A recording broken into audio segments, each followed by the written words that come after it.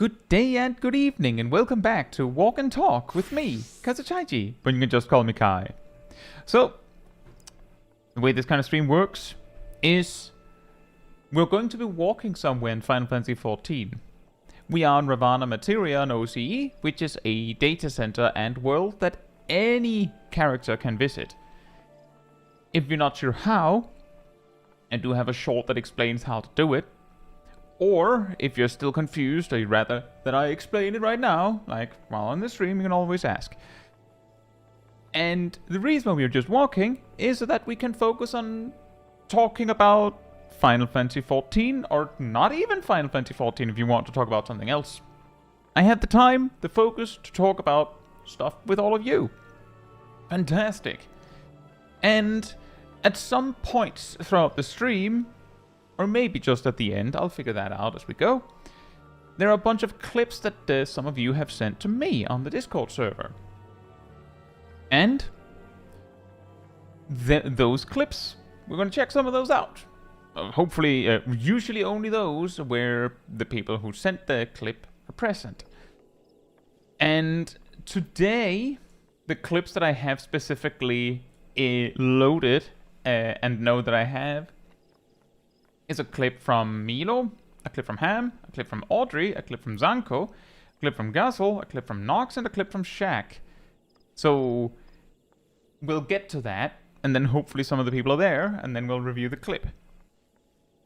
Now, that said, I did some changes on my actual PC settings. As some of you may recall from the last Walk and Talk stream, I had the very funny discovery of, oh, the reason why some things like my overlay just seizes up at times is because it turns out that Final Fantasy XIV in 4K at 120 FPS with things set to like high, turns out that a 4090 is in over its head if it has to do that and stream at the same time and record at the same time. Like, yeah, that is already crazy, exactly, Jet. And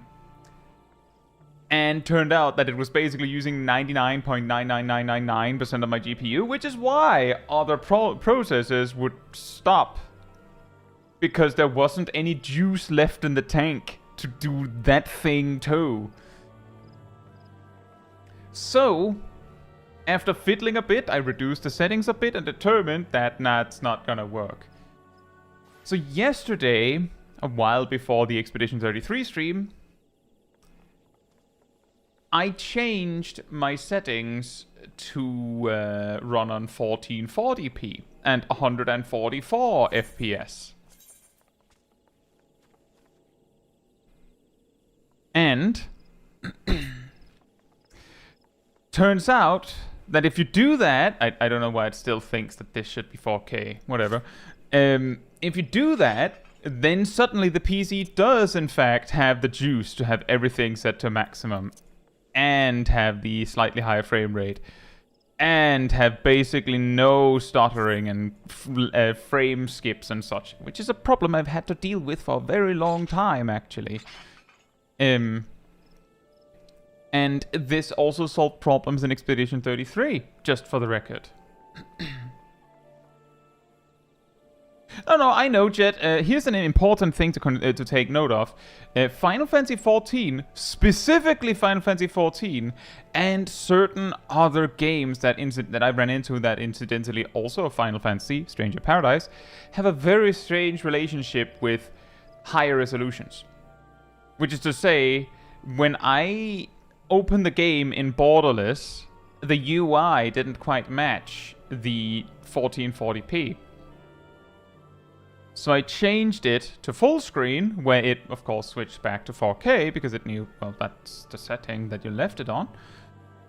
Then I changed it to 1440p, full screen, and what happened is that it used a 4K screen on a 1440p space, which meant that the screen went off off the space, and the cursor was incorrect. And when I had finally fixed that back to borderless windowed from that janky screen, which did include like actually like aiming at things to figure out where my cursor actually was, I managed to get it right. I know this because back when I got this monitor in the first place and tried 4K, I had like months where I played with some things where the UI was like weirdly off scale. And when I finally fixed it by like fiddling with full screen and borderless window mode, well, my UI was screwed because I had adjusted it based on the jank.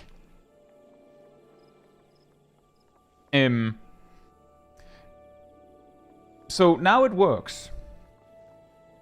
Now it works. But yeah, also that true me. So that is the reason why people probably have a separate PC to do a lot of the other stuff. But it wouldn't even have surprised me if whatever task would be involved in like projecting the information to a second PC would start stuttering or something. If you're using the whole PC for the game alone, right?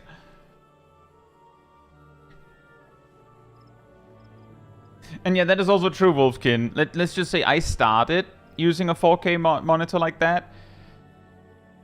I think in like super late Shadowbringers or early Endwalker. I think it was super late Shadowbringers. And the game has gotten a lot more graphically intense since.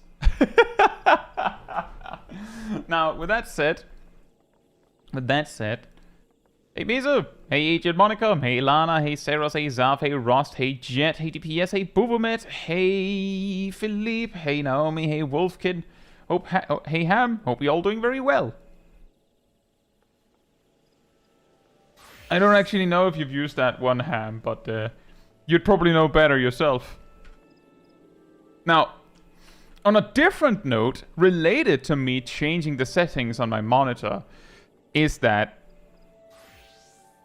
I'm sure it's not very visible. Some players might have their settings like this, but something that is quite interesting about tipping your camera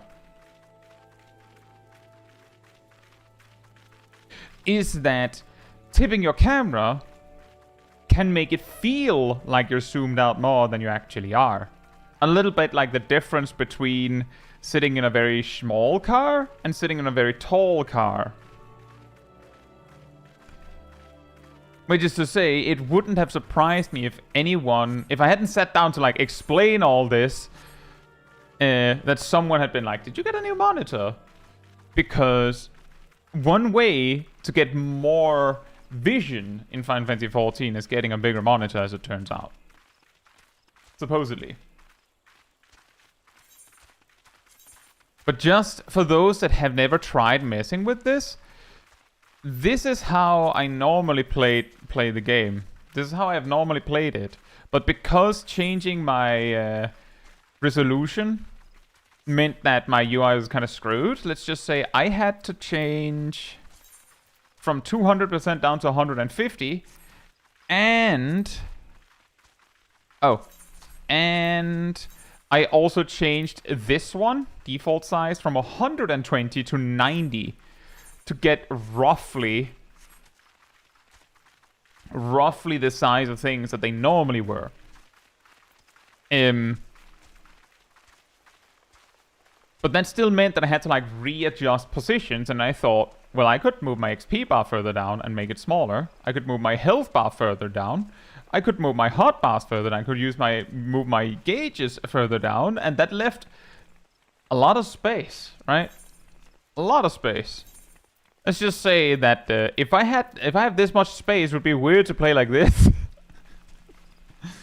So making use of all that space would do something like this. I could even do something like this. Maybe I could, if I was really feeling fancy, I could do something like this. But that starts to look kind of weird when you zoom in, I feel. Not that that's something that needs to be cared about, but I feel like 50 was a pretty good start. And suddenly had a lot of screen real estate he had no idea what to do with. Not necessarily. All of the things are roughly where they normally are, as you can probably see.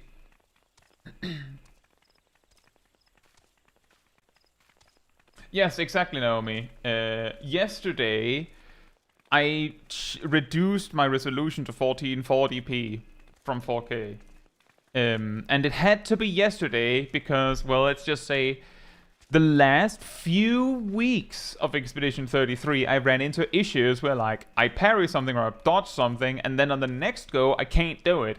And I clicked correctly, as far as I know, but incidentally, every time it happened, there was also like a little lag, like a little frame lag, because, you know, the enemy attacks, spell effect appears, and that has to be loaded, and then, you know, there's a frame missing, and then it doesn't count that I clicked space on time, or click Q or E or whatever on time. And you can blame the game only so many times before it starts to be, okay, man, have you considered changing your settings somewhere?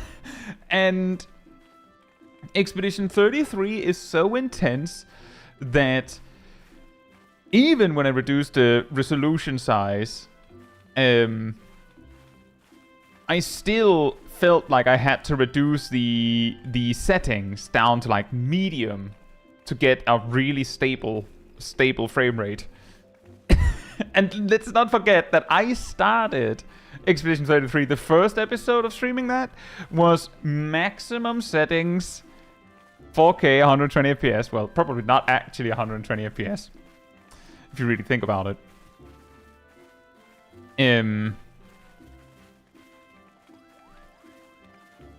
So the sheer amount of changes I've made to make sure that the game plays smoothly, it's quite a lot. But of all the things, just reduce the resolution has been by far the most impactful. I have mentioned many times, I think, that I've had random, like, frame skips and lag in Final Fantasy XIV related to that. I don't have that anymore. Shock. I don't have that anymore. In fact, the frame rate is actually very, very, very smooth. And higher than before. And I don't know, maybe you're like, yeah, it's very obvious it's on a lower resolution, but I have a feeling you can't tell. Because it turns out that I was also, oh hey Dyson, I was also able to max out all of the graphic settings in 14. And the GPU is still fine. It still has more juice to give. It's fine. So yes, it's very good. So if you're having some computer issues and it feels like your PC isn't playing as well as it should, and you're playing on a very high, very, very high resolution, consider downgrading. Going from 4K to 1440 is less than half. Less than half of the effort. Which is to say, you could effectively double the frame rate and still require less effort.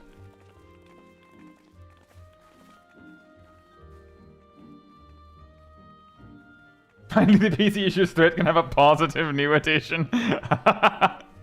There's actually also a lot of other things. I don't know how many of you have a 4K PC monitor. I know it's a very, very, like, kind of luxurious thing to have. I feel like this is the wrong one, isn't it? Yep. I think. Where is Sweet Bloom Pierre? Is that over there? Never remember. Oh, it is the correct one. Fantastic. I don't know if it's a Windows 11 thing. Or if it's like a 4K optimization thing.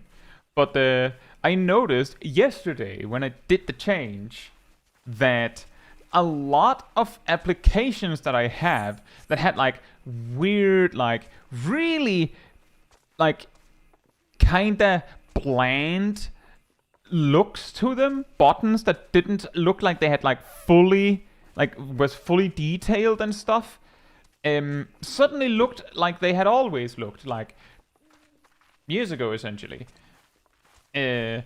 There are some buttons in the Discord app that I'm like, oh, it actually lights up when you hover over it? I didn't know that. Because for some reason it didn't. like, basically because the main monitor was 4K, all of the various apps I had would default to, seemingly, assuming that they would feature on the 4K monitor. So they would use systems and settings and designs that would work in 4K. But if you have that 4K visual on your not 4K monitor, then it just starts to look weird. It just looks janky. And yeah, just as an example, some months ago, I was testing the Stream Elements app, which basically, I believe it's called the Stream Elements app, but one of those, it installed over my OBS, which meant that I had to basically, when I was like, oh, actually, I'm not ready, I changed my mind, I had to uninstall it, and I think even reinstall OBS to just have OBS. But the result of it was that some setting that it had remembered made it so that some elements of OBS now would upscale for 4K, which meant that like my scenes tab had like 4 times larger buttons, or at least 4 times larger text. Unless I set my monitor to like not 4K. So that has fixed itself. And that's just one random example. Like so many random things. Well, I can at least say, unless you have, you know, a PC that can really run all that stuff in 4K no problem, and you really, really want that, I mean, go for it. But if you're like, well, I mean, I can afford one, don't. Unless you plan to replace all of your monitors with 4K, and that seems so extreme. Unless you plan to do that, then I would say maybe don't. And I'm saying that as the guy who had bought a PC that had the capacity for 4K, and then just stupidly got the idea to buy a 4K monitor, and then basically cursed himself with weird performance issues for years.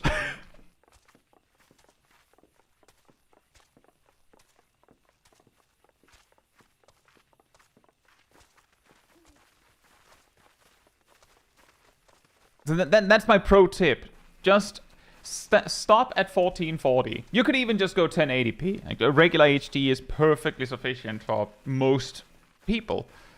But if you go past 1440p, then you will start to run into weird display issues if your other monitors are not also at that resolution. That's at least my experience. You might know better, but that's what I've ran into. Dyson says, weirdest reasons to have stopped 4K. 4K screenshots are too big for Discord. Oh. Yeah, I suppose so. I fortunately hadn't have run into that issue, because if you have a subscription to Discord, then you can send bigger files. But yes, that makes sense.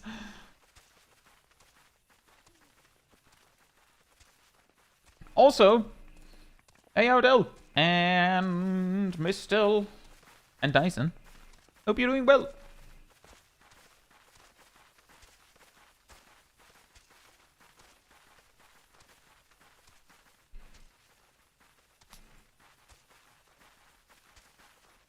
And hey, Rune Katashiba, hope you're doing well. We're talking about monitors and screen resolutions. Totally understandable, Dyson. On both accounts. But yeah, that would also be my recommendation. If you have a decently strong PC, I think the average gamer nowadays would probably be better served with no more than a 1440p and maybe more frame rate. It's probably better than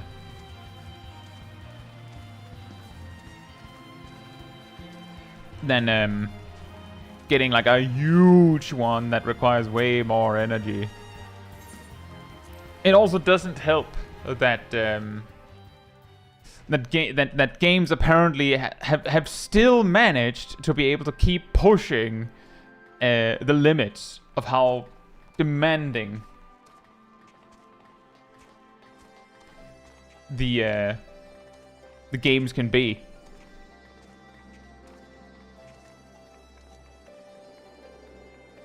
Hey Robbie, hope you're doing well.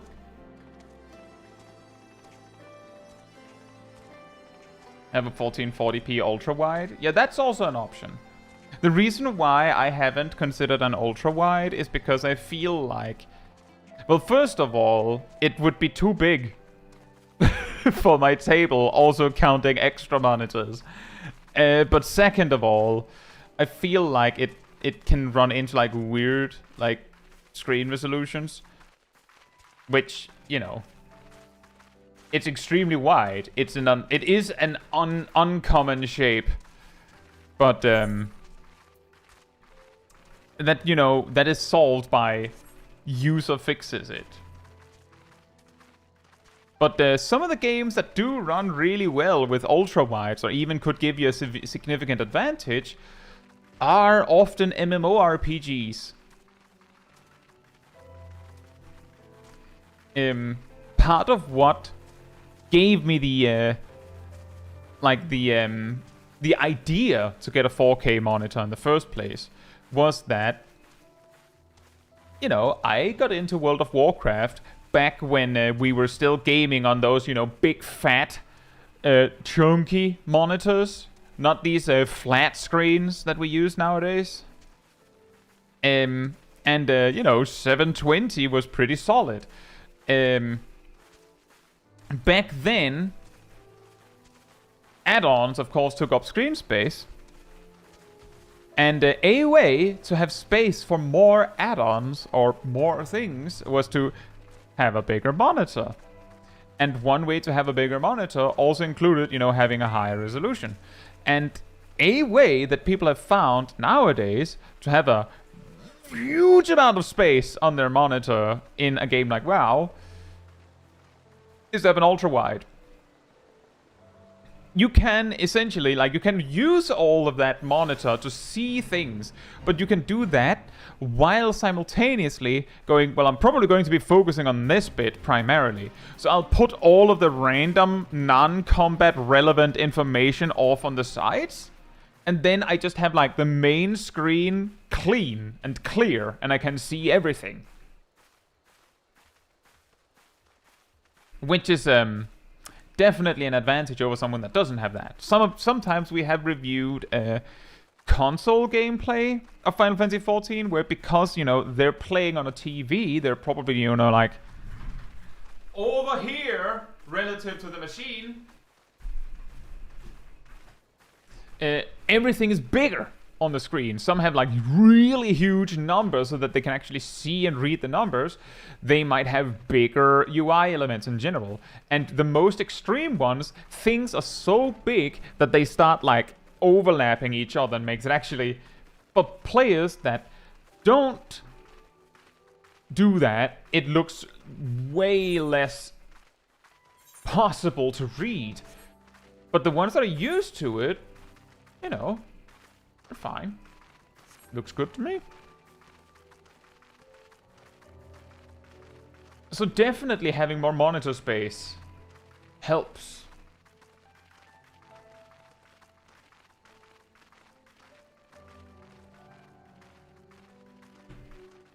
Katashima says, my 1050 Ti still runs most modern games very well. I don't have to upgrade until Monster Hunter Wilds, and it's the only game that needs my 3060.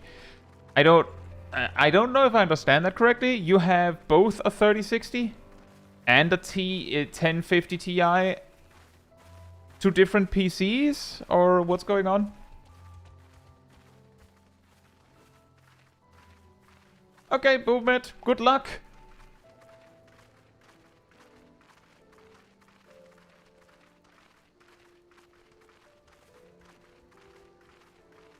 Robbie says, I've actually had a couple times where I'm playing a game with friends and I call out something I see, then they just can't. The Final Fantasy XIV would be an example of that. Torn from the heavens.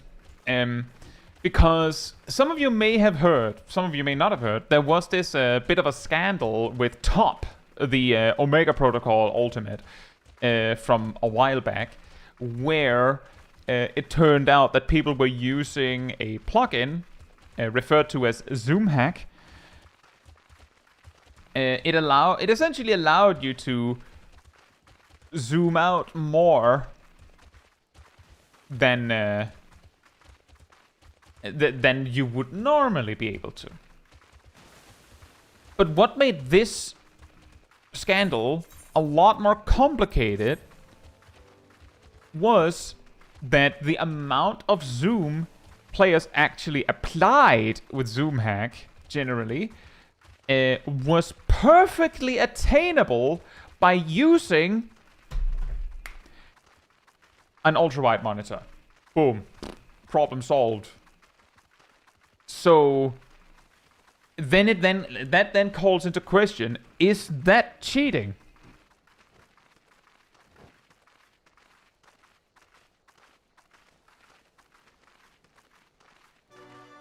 But that is a clear example of how having a bigger monitor would actually give you a huge advantage.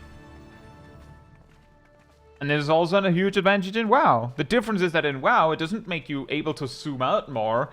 But let's just say, if you replace your monitor that is, X wide with a monitor that is the same height, but 3 times the width while playing WoW, you would be able to see what you normally see in the main area of the screen, the screen that was replaced. But then you'd be able to see an additional whole monitor to your left and to your right. Which is a huge advantage. You'd be able to see stuff coming that others wouldn't be able to.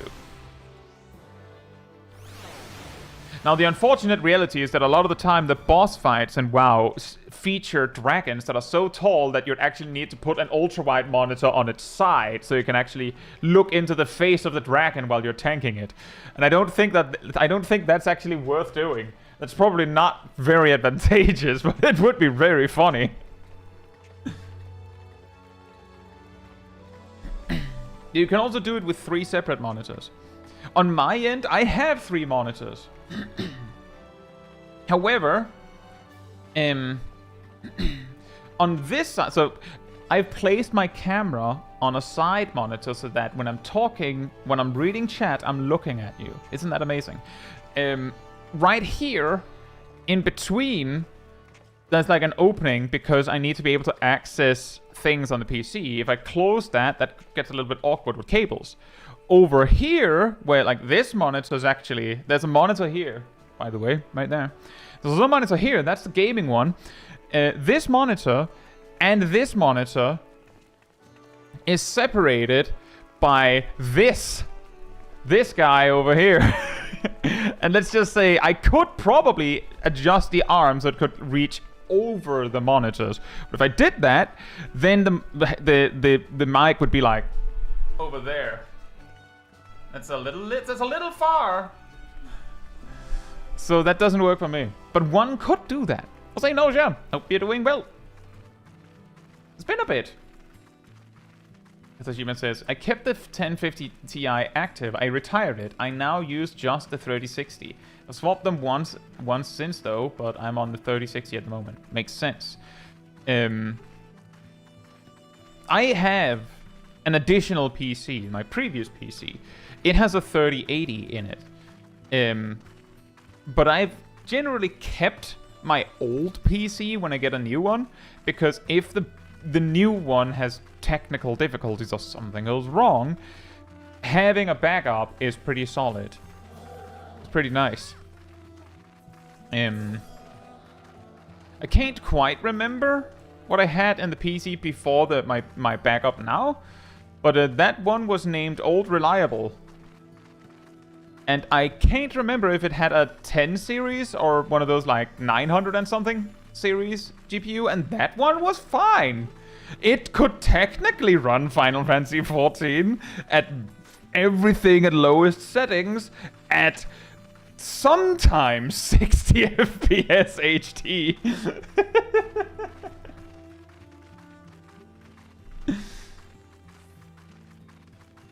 It was good enough. But what's important is that it never failed me. It just worked. It was just getting weak and old. Miso says, how would you regulate for those expandable monitors that we've recently seen? Yeah, exactly. Exactly. The thing is, what makes that whole conversation about those kinds of mods really difficult is... Oh, well, this zoom hack gives you ability to see more. Oh, but you could also just buy a monitor? If it's cheating to use the zoom hack, but not cheating to use a bigger monitor, then it means that it is only okay to have this advantage if you paid money for it. Which also doesn't sound right to me.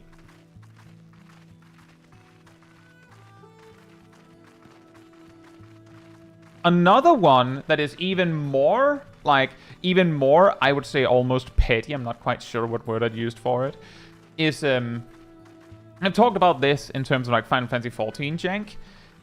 In addition to the fact that that latency can impact your ability to play the game, and Final Fantasy XIV, in terms of optimal rotations, can be pretty strict on that. Like, some jobs start to face minor or major issues as you pass 50 or 80 ms, which is honestly, like, I mean, I play games on European servers, but that's an advantage I have. Some games just like don't have servers in like near where you are, so you're just having to deal with, say, 100 ms, and all of these games have ways to circumvent that or mitigate that. 14 doesn't really. Just too bad. And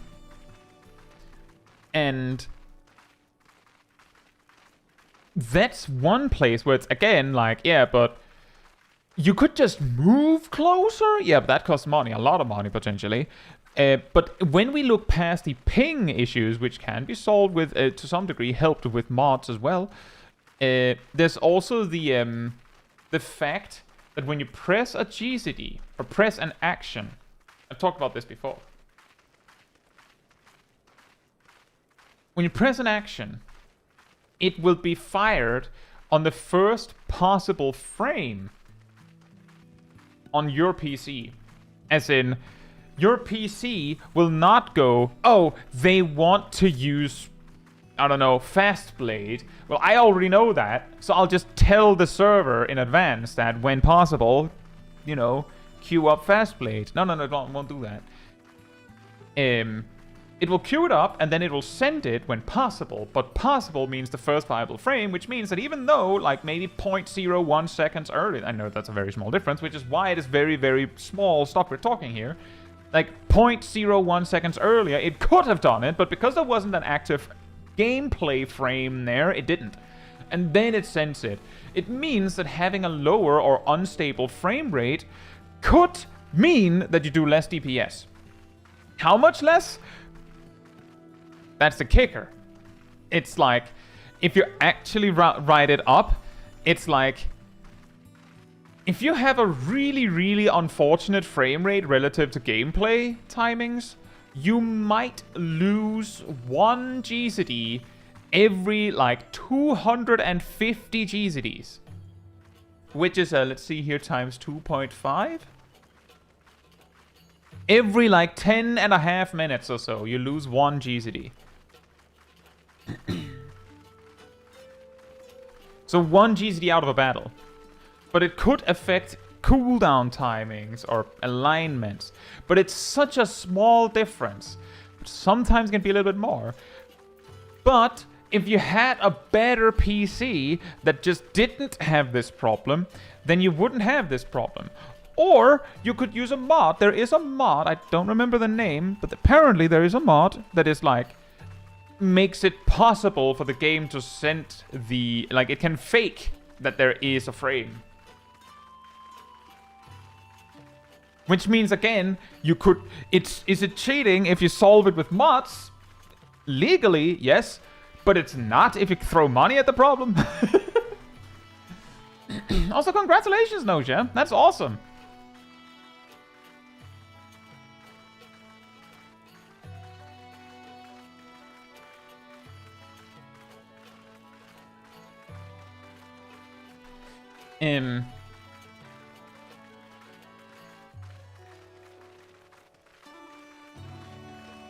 Exactly, Jet. Sometimes it gets a little silly because does it really matter? Does it really matter? And there's also the part that if you're playing a game like 14 on, say, 30 FPS, you're definitely at a disadvantage on relative to someone on 60 or 120 FPS. You might not feel that way because you're used to 30 FPS. But I can at least say that having more frames often helps. Just a little bit. Especially if it's the difference between stable and unstable. It matters. And these things are things we can solve by buying hardware. And that's okay. So it does lead to a complicated conversation. That's all I'm saying. Makes a conversation complicated. And I'm not sitting here trying to like argue whether or not mods are or are not okay, whether plugins should be used or not. I am just saying that sometimes these conversations become difficult because there are definitely players that are like, no, slams table, I'm not gonna do that. Absolutely not. The TOS says no mods. And then it's like, yeah, but I can also see you can afford all this hardware. That means that you don't need them. It's very convenient, right? It reminds me of back at the launch of Endwalker. The servers were so full, so extremely full, that at least on Chaos, which is where I am, if you tried to log into Final Fantasy XIV after, I would say, like 5:30, maybe 5 in the evening, something like that. No, you're not. You straight up not. You might if you hit it right at 5. Around 6 or 7, you're locked out for the next 4 or 5 hours, and there's nothing you can do. You can try and enter the queue, but the queue is bugged, and if you sit in the queue for long enough, it will have forgotten that you're there, and your game will crash. So there was like a time frame where you just couldn't log in. So you just had to be in. Some players circumvented this by logging in the morning and then like using a tool to just press forward something every couple minutes to stay active. Because what happened is that they added an automatic like AFK kick if you were AFK for 30 minutes. And like some players, as you know, nowadays some players are in game forever. Like they'll just log in and then just dance and limsa and go to bed and stay logged in. But they added this like AFK timer to try and circumvent the fact that some players, you know, would just stay logged in, and you know, you could have those players leave to make space for players that were actually going to be playing, right? That makes sense. But some players that, you know, worked and then would get home when it was no longer possible to log in. Some of them would then do something to log in the morning or in the afternoon and then just stay logged in so that when they came home, they could actually play the game. And on the one hand, there's a pretty reasonable argument of, hey, but someone who's actually playing could use that slot and play the game. You're stealing that space. No one else can play. One counter-argument to that is that a large part of the time that they are logged into the game, in these cases, is during like less intense periods where that space isn't actually needed. So they're not like preventing someone from logging in as a result. But also, it's very easy to be the guy saying, no, you can't do that. Someone else needs that slot. If you are the guy who is home at 4:30 and can always log in on time and be fine and then just stay logged in and game all evening. And if you were that person, there's a very real possibility that you would be logged in, dinner would happen, and you would, just come to the PC and press forward every 10 minutes to make sure you didn't get kicked. But that's different, right? Because I'll be right back. I'm not away for that long. And I'm basically here. I could eat in front of the PC, but I don't. So it's different. But yeah, my perspective on that one, just to put a little bit of a bow on that, is that I could see the argument that was really annoying to deal with people, taking up those spaces. But at the same time, I had a week vacation right when Endwalker launched. I had a boss that was very nice when Endwalker's release date was shoved back 2 weeks so late that normally I wouldn't be able to move it. My boss was like, yeah, I've experienced that kind of stuff too. Game release, yeah. I'll make it work. And he made it work. And I could, have a week vacation for Endwalker. And I had flexible enough work hours that I could just work earlier, and then I would be home at 4:30 or earlier than that. So I just did that, and then I just played. So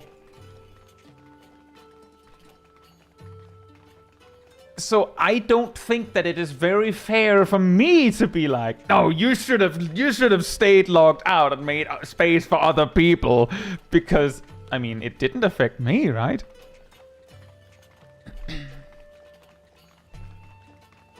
It's kind of similar to that whole plugins and mods thing. Is that it's very easy to be the pure I don't do anything wrong, when the things people are specifically circumventing are things that don't affect you. It makes for a complicated conversation. See, Missile says it's like the VPN issue that cropped up around World Race because of the DCing issue. And I say most because I know I will get told there is an okay one. Most free VPNs are sketchy at best. Yes, probably. I had a period where I had connection issues to YouTube for streaming. I used a VPN, and it helped. But I didn't use a free one.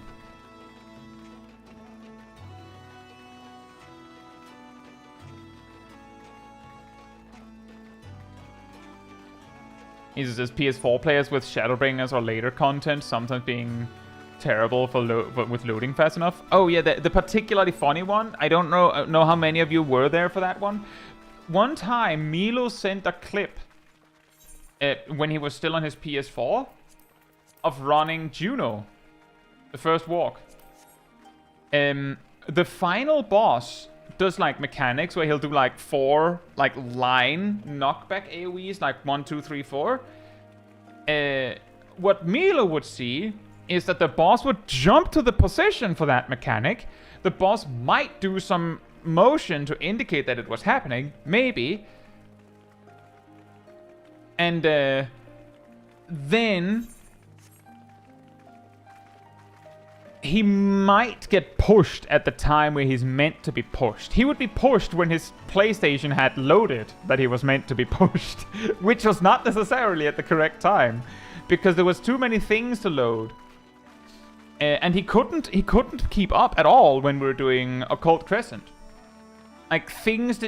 Bosses didn't load in, so he couldn't attack before they were dead sometimes. A lot of stuff like that.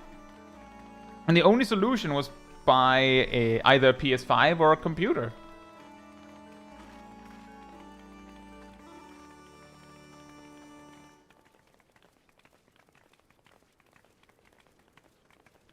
I'll say Hijo. Hope you're doing well. Yeah, it is difficult because it essentially runs into this issue of hardware issues that sometimes can be resolved by things that are technically not allowed.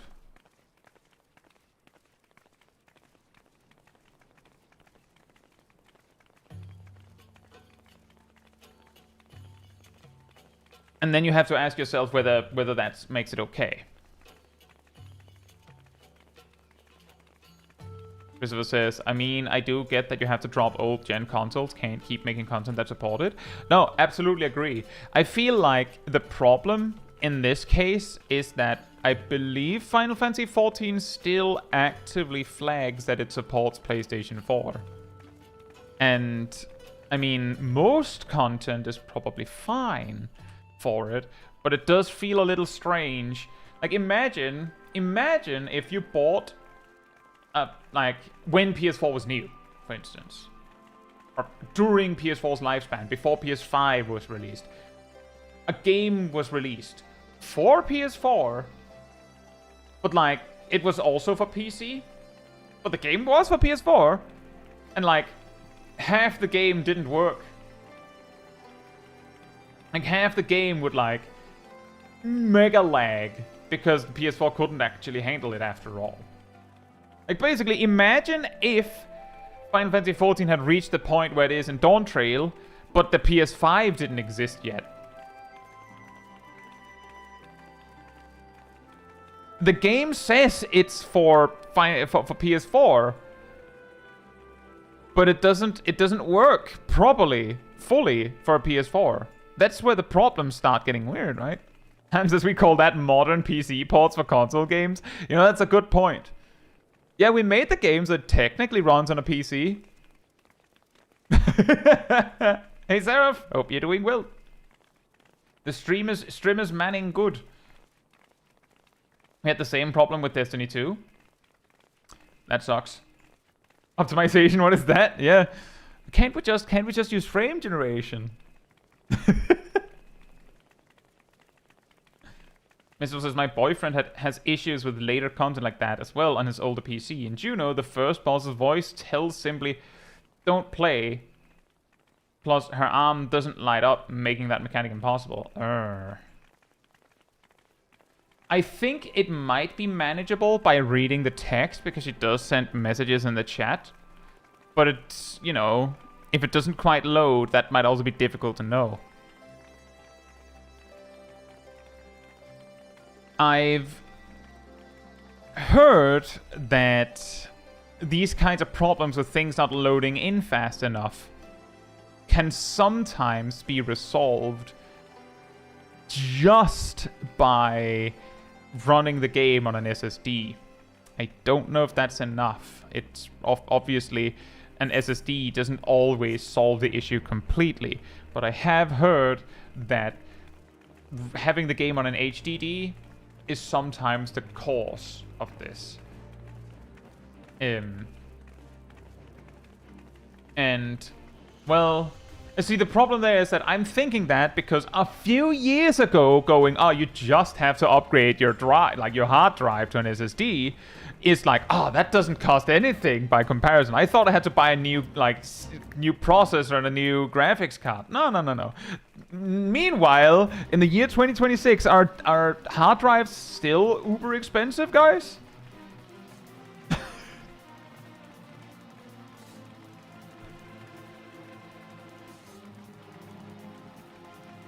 I say low IQ. Hope you're doing well.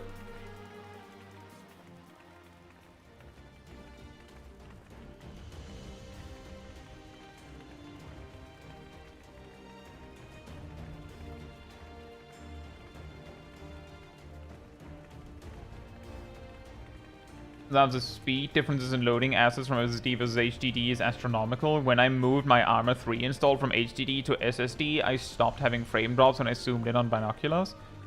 Indeed. Indeed. It's actually a funny story.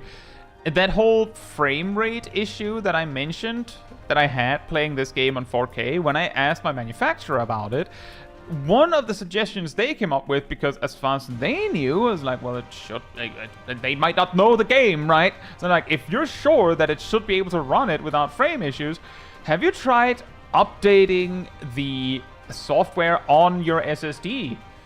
Because it could be a problem with loading things.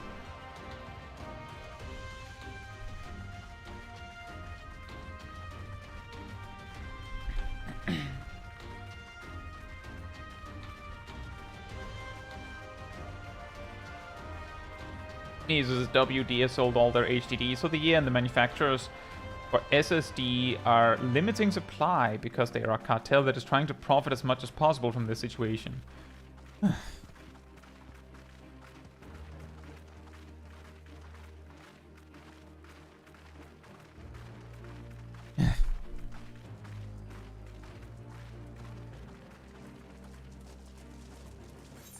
Sigh, sigh, sigh.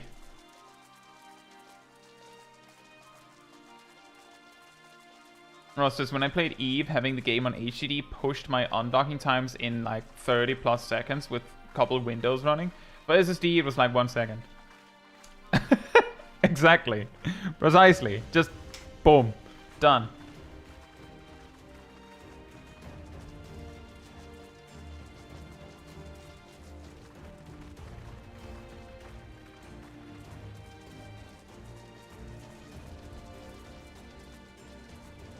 Very much sucks. It still says 1 terabyte HDD for £80. Well, that is again an HDD.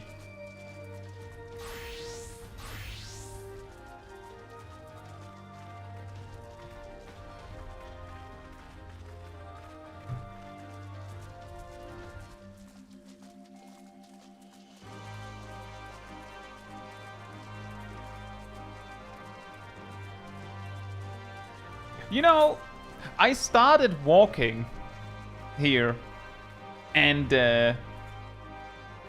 I realized that I didn't know where to go, and by the time we hit Gridania, I had just decided to autopilot to a path we've gone many times that is pretty solid. Like, oh, right, where am I going? Well, I've started walking north. Where do we go now?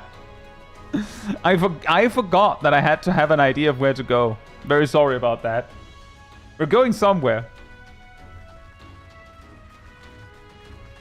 Be free, lizard friend.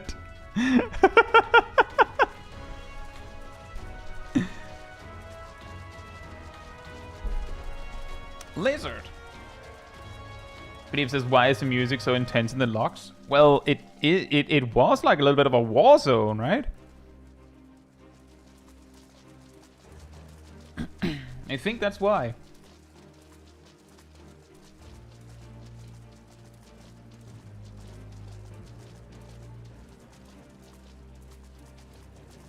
I mean, it does kind of suck when a game that you've been perfectly fine playing for ages suddenly is like, oh, yeah, you need to upgrade your machine to actually keep playing it at the same experience you've been used to.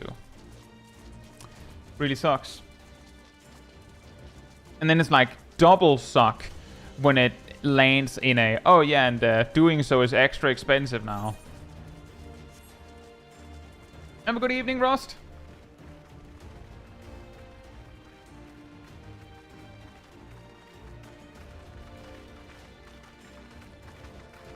Didn't upgrade your PC before 2025? Big oof. Yeah, exactly.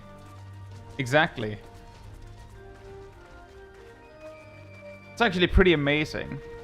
My brother and a couple of his friends were basically like gaming on old machines for years.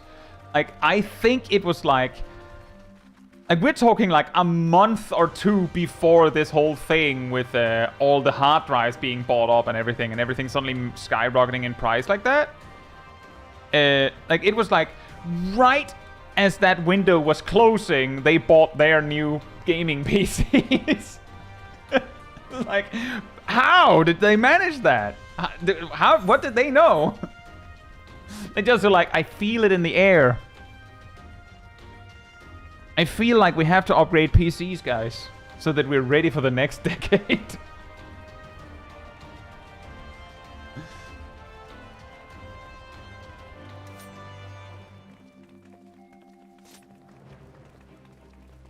Hey, cat. Maybe we will.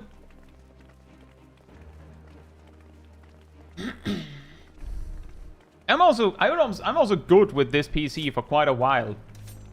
The only problem I have is that I think I mentioned it before. It has a fan that is weirdly loud, and I'm having trouble locating where it is. And then if I could locate where it is, let's just hope it isn't on the GPU. I don't think it is.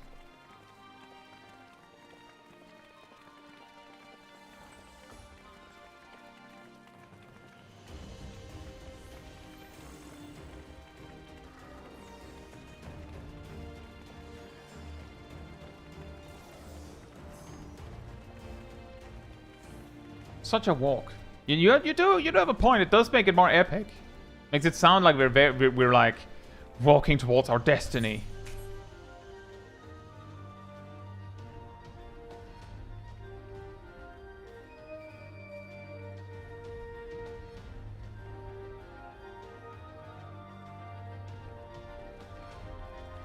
Heh.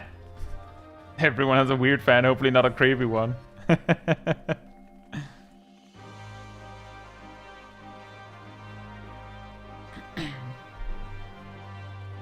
He says, I'm still on my base PS4 holding on to the life in Juno and Sandoria. Most bosses just stay still and don't load the mechanics for a few solid 30 seconds for me. Oh.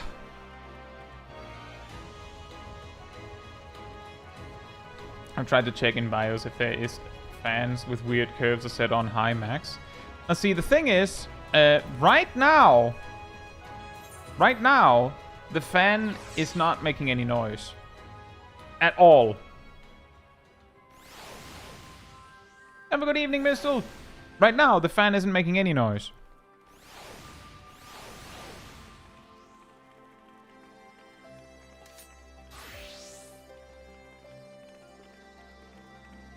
Strangely, it's not making any noise right now. The most likely scenario that it starts to make noise is when the CPU passes like 30% or 40% utilization. Consistently, reliably, for an extended period.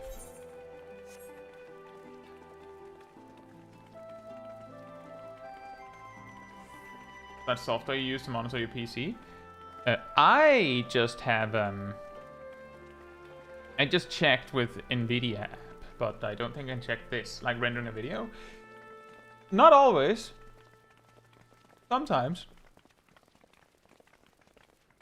It's really weird. I don't know what to tell you. It's really inconsistent. And I have told the manufacturer twice when I've sent in the PC to them, like, it has this weird fan, and they've said we couldn't locate it, which is to say, they stress tested it and the fan had no problems. Or it wasn't needed. I don't know. Like, maybe I'm insane. Like, I have tried recording it, but it makes a noise in just the right way that it's really hard to record the sound.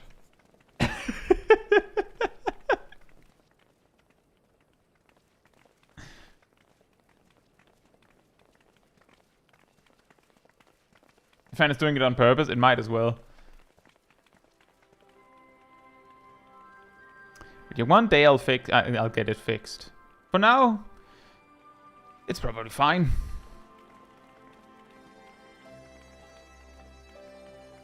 Like, I can deal with it. It's really annoying for me sometimes, but as far as I know, you can't hear it.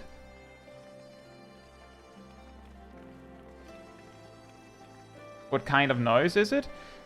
Do you know what an air compressor sounds like?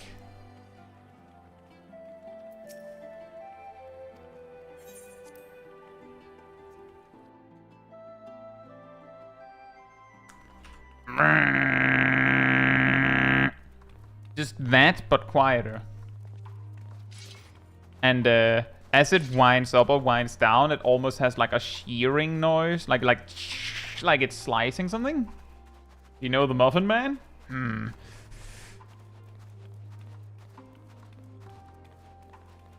What happened to the chainsaw? Oh, that's my backup PC. That one had a broken fan. It got it replaced.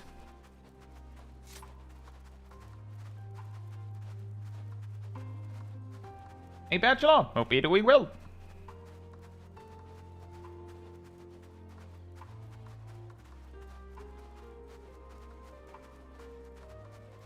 Oh, it's making the noise now, guys. It's like it hurt me.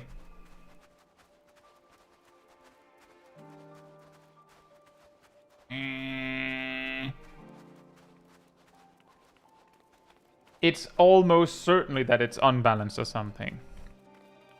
These kind of problems are usually solved by replacing the fan. It's too expensive to fix the fan compared to how cheap it is to replace it. Obviously, sometimes I give it a little smack and it stops. Yep, exactly. When it is in the low noise levels, sometimes smacking the table makes it shut up. Which is my sign that it's not meant to sound like that. Because if it was meant to sound like that, then slamming the table doesn't make it stop. Right?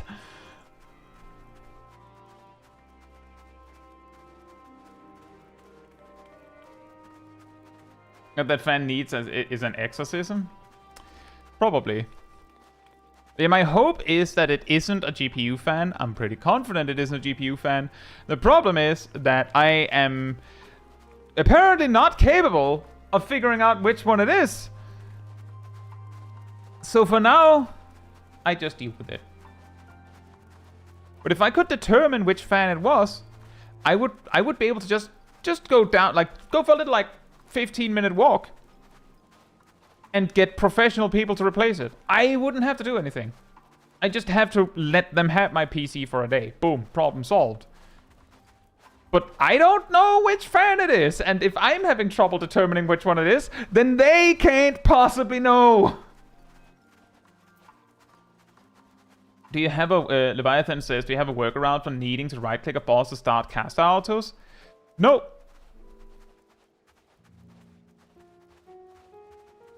I'm not even joking. Nope. The most reliable way to make sure that you have enabled auto tagging on an enemy as a caster is to right-click them. And the only other options you have, as far as I know, is you can use this button, and I believe you can call this action with a macro. The problem is that this button, if you press it twice, will stop auto-tagging again. I don't believe that there is a button that you can set so that it only enables attacking. Badges are the walks that do the longest one in the game. Not always. We've tested some of the longest walks to figure out which one it is. And I have a pretty solid idea of which one is the longest walk. So we're reaching one of the furthest out positions. And walking from there to the tip of the churning mists is, I believe, one of, if not the longest walk. Another option is from the very edge of Ultima Thule.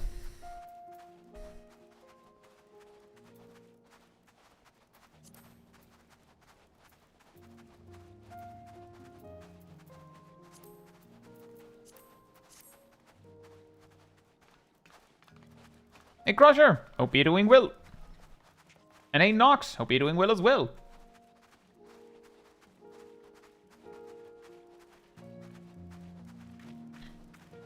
But yeah, I have specifically tried to find a workaround because it was also annoying for me, Leviathan. If you set a keybind for interact, you can press that after targeting to start autos. Oh, that is a good suggestion. That would do it. I believe the default hotkey for interact is num0. Ham says I should take a look if the macro can be used to start auto attacks instead of toggle them. I have developed a bad habit of right-clicking enemies I'm fighting regularly to ensure I'm auto-attacking, which sometimes leads to problems. Are those problems would those problems technically have something to do with being a ranged physical sometimes, Ham? Yeah, I know that one, low IQ. The problem is that... So I have used tools like that in those years where I've tried to fix this PC, where it eventually turned out it was just wrong, like a bad CPU over and over again. For a large portion of my testing, I assumed it was a heating issue because I heard the fan very early on, and I was like spying on with MSI Afterburner, with the Corsair app, because apparently most of the fans, if not all of them, have integration with the Corsair app.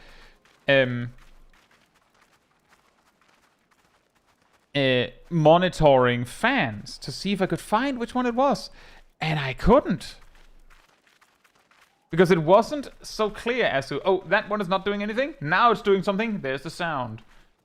I don't know. I feel like the most effective way to figure this one out is I need to have the PC in a position where I can view inside it. So I have to take the side panel off while it is turned on, make the fan make the noise, and then determine where it is. And I've tried that, but here's the funny thing. If I move my PC from here to my living room table, the additional airflow of being more in the center of the room means that it takes longer for it to be so warm that it needs that fan to start shaking up a storm. So I couldn't make it do it. I was like, Andrew and Dan, hope you're doing well. And thank you so much, Andrew. I'm glad to hear that.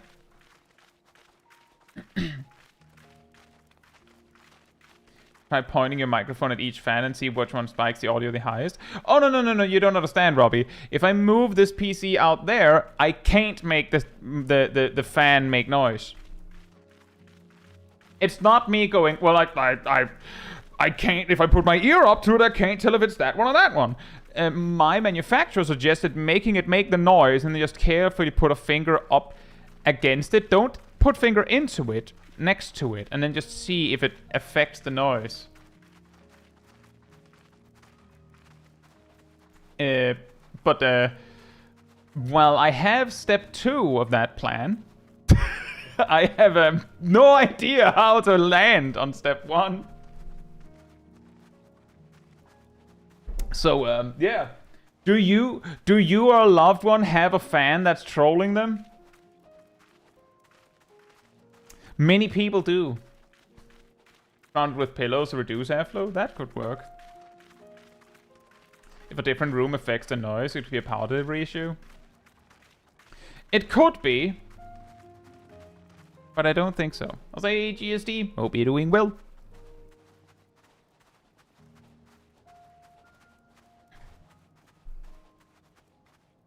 If you try manually setting all the fans to max, that could also work.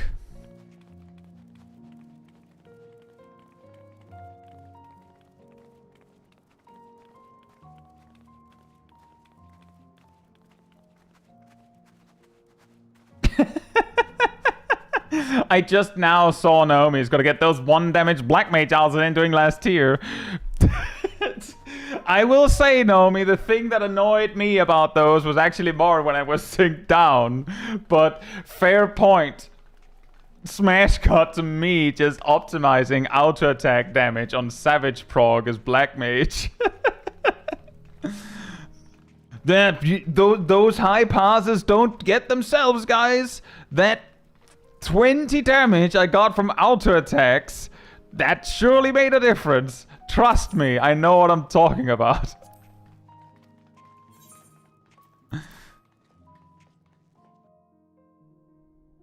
I do think that it is probably good that so we've talked about this before. Sometimes it comes up why is it that red mage's auto attacks do no damage? Like, why is it that red mage also does 1 damage with a weapon, like a melee weapon? And well, the mage that does the most damage with their auto attacks is Summoner, and Summoner does so much damage with their auto attacks that if they made sure to auto attack as much as they realistically could. In a full Savage boss fight, they'd get like the equivalent of like 1 extra Ruin 3, I think.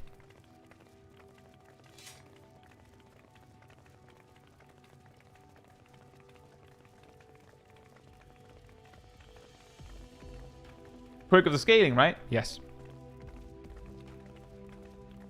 For those that are not quite sure on how scaling in 14 works. Hey Yannick, hope you're doing well.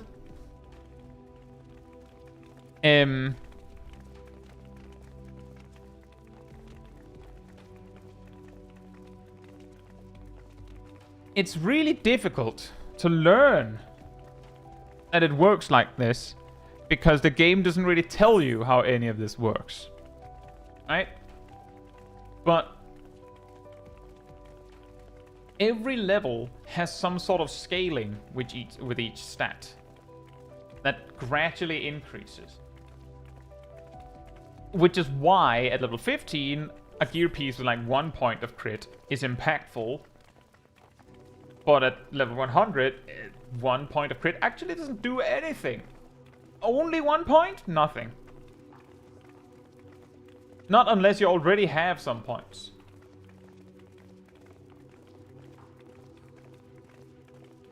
And this kind of scaling, I believe, also takes into account making like a base amount of each stat at each level, which is to say, if you were level 100 and somehow had less than 420 crit, I'm not sure if it would do nothing or if it would negatively impact your crit chance. And this, I believe, also applies to your attributes. Which is the reason why, at a certain level, the amount of strength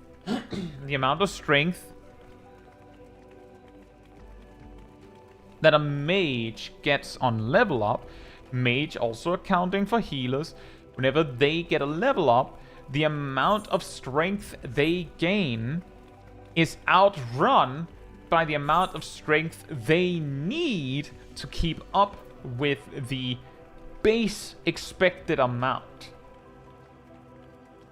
And because of that, there is a level where when you're at one level, you do X amount of damage, and when you level up, you will actually do less as a mage. Because the strength gain has been outrun by the strength scaling.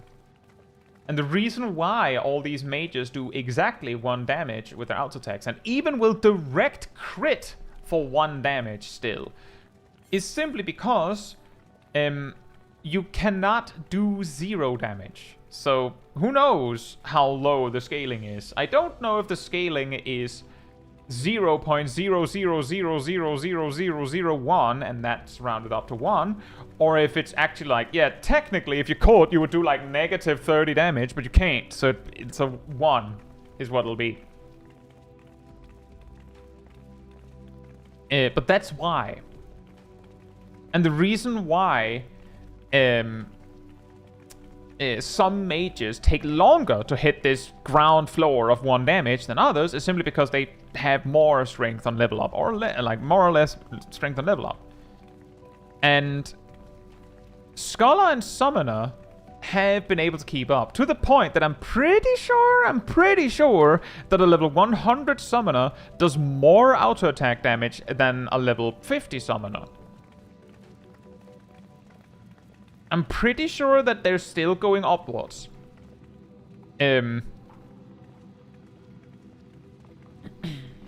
Also, yeah, if you are enjoying the stream, it does help with a like over on the YouTube side. So thank you so much in advance. You know, algorithms. Does it matter if healers in MSQ roulette don't auto-attack? The difference between your Astrologian, your White Mage, or your Sage doing auto-attacks is going to be very small. But let's just say that Scholars and Summoners at level 50 do enough auto attack damage that you can put an actual potency on the thing. Like, it does enough damage that it makes a significant impact. I believe I estimated that auto-attacking as Scholar in a duty like Castra Meridianum is worth like 10% extra DPS on single target. Something like that. So, I guess a way you can ask yourself is, do you think it matters to set up Surging Tempest as a warrior, if you can?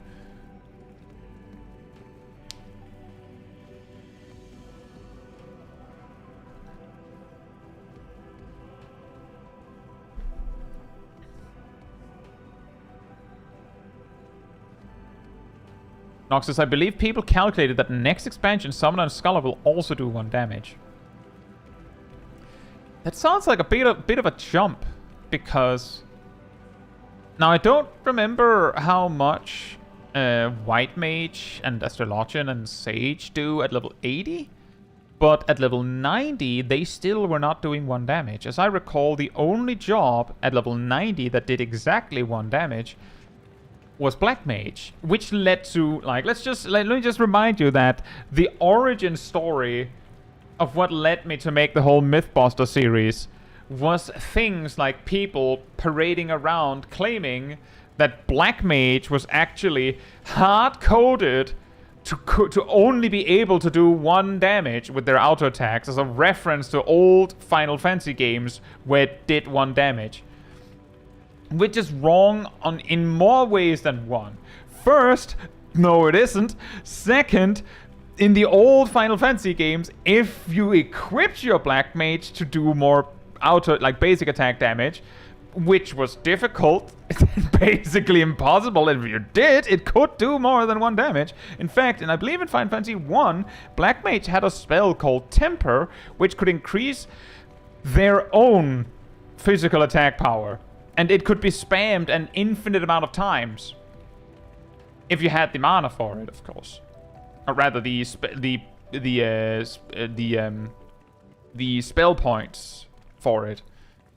Which you probably didn't. And also, why would you? And the real reason was, of course, for 14 Black Mage doing 1 damage was this scaling issue.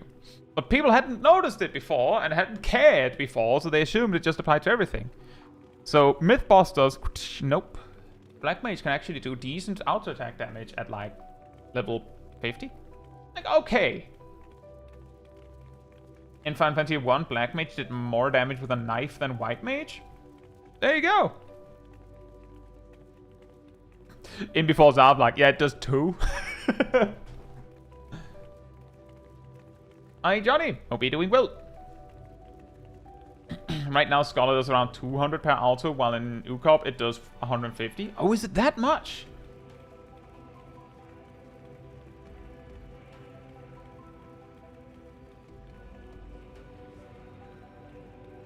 I thought it was less. But yeah, if it's still going up, then the suggestion that Scholar and Summoner would go down to 1 damage next expansion would either be the assumption that from level 100 to 110, not only will they no longer be able to keep up, it will also go in reverse, and it will go in reverse so fast that it goes from like something to nothing, which sounds to me that sounds more like people going, well, they're the last one, so surely it'll happen to them by that point.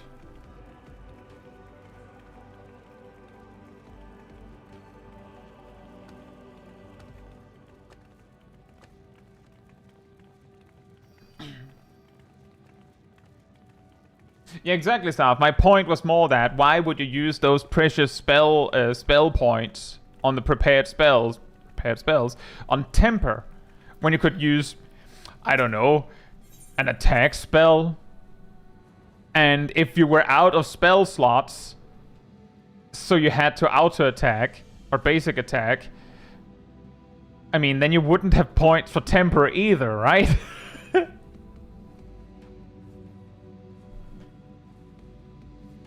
Kansas, yeah, 14 doesn't do references. It was more that what's really funny is that there was this assumption that it worked like that because it was a reference, when one, it didn't work like that in the past and it doesn't work like that now, and it's not a reference because it doesn't exist. Zalium and Shaq, hope you're doing well. Andrew says, from the theory guy, you think a Scholar, Samurai, and Dragoon can beat Neil without a tank? Like level 50 Neil Vandanas? From Coils?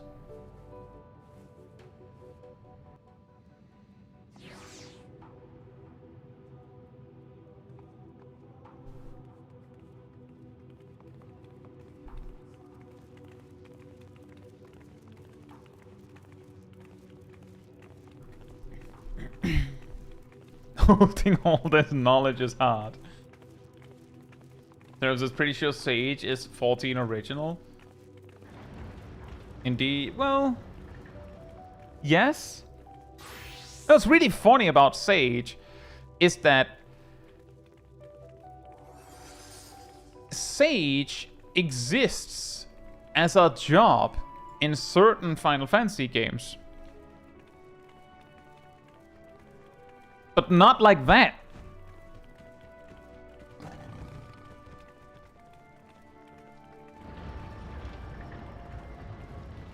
Is my question about tank disconnected? Oh, well, Andrew, my question was, do you mean in the level 50 Coils raid? I think you can, yes. You just, you know, have to do it right.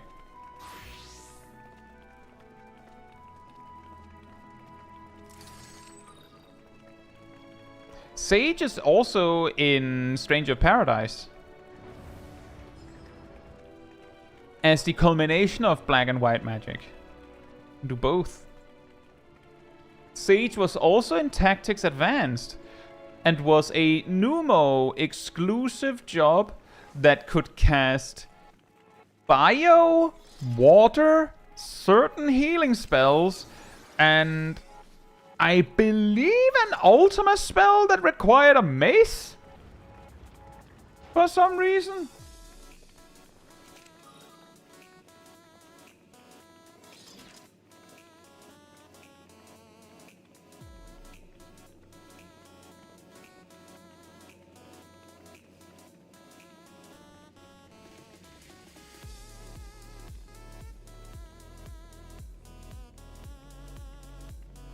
Liam says, I still wish Sage had ranged autos and it procced Cardia.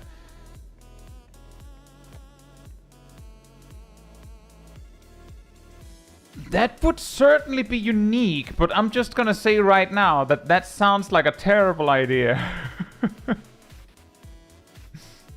What I mean by that is that for most jobs, auto attacks. Don't worry, Seraph. I feel like that was the point where we're agreeing on that Sage, the 14 Sage, is unique to 14, and only the name has been used elsewhere. On the auto attacks thing, most jobs who gain something from auto attacks, damage, and then there's Paladin, Lamau, gain it so passively that, generally speaking, it's not something you need to worry about. You don't need to care about it.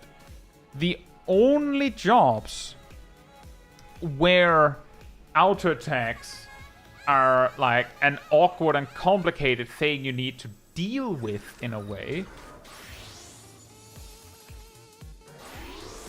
is on casters, where thankfully most of them do so little damage with their auto attacks that it doesn't matter in the grand scheme of things. And for the ones that do enough damage that it could matter at max level, it's not impactful enough that it's something you'd need to worry about. Like, that's not going to make the difference. Now, you might then say, oh yeah, but that's why I'm saying ranged auto attacks. Yeah, but here's the funny thing. The reason why Art of War, as Nox mentioned before, is a gain on 1 when you get it and before you get Broil. When the only difference between Art of War and Ruin 1 is that Art of War is instant and has less range, of course, in a single target context.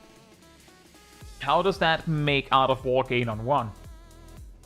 Well, every time you cast something, if you imagine that your auto attack swing timer was like a bar on your screen, a little bit like a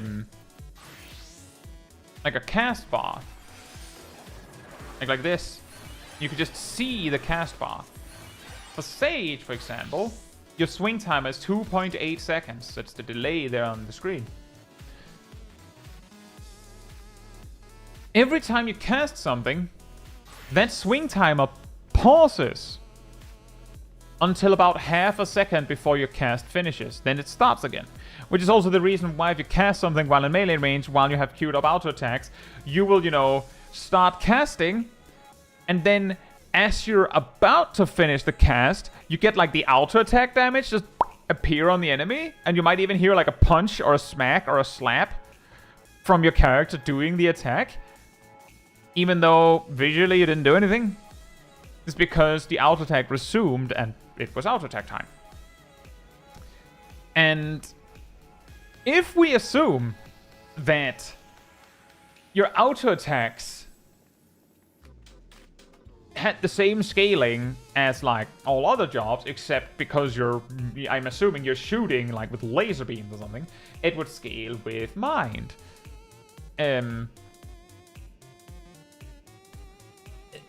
Auto attacks are balanced such that they do roughly or exactly 30 potency per second.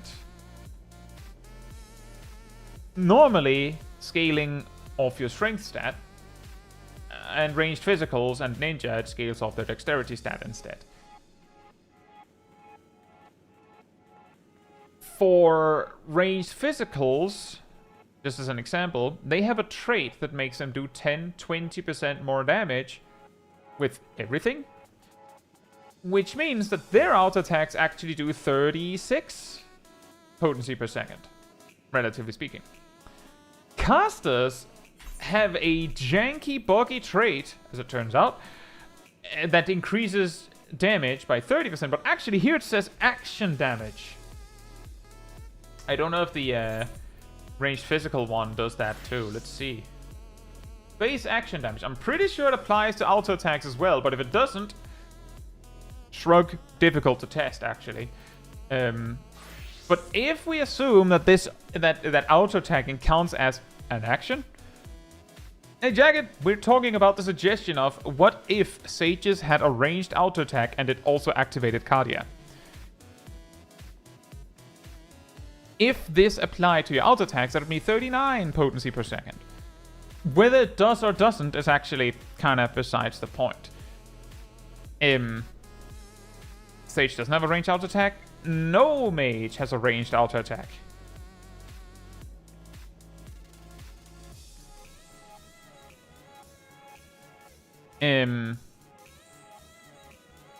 Where this would get super janky. Well, I mean, Jagged, most mages do 1 damage with their auto attacks at max level. What gets super janky is that every time you have a spell with a cast time at all whatsoever, you have to subtract its cast time minus half a second times 30 potency from its damage, because that's the damage you're missing out on from auto attacks. If it worked like this. Furthermore, if you're not targeting an enemy and have your auto attack enabled, when your auto attack is ready, then you just don't get one. Which means that every time you have to target someone else to heal them, you are risking losing out on auto attack damage. And every time that you're like on the move and you're like, oh, actually, I don't have time to finish that cast, you lost damage because you initiating the cast to begin with paused your auto attack.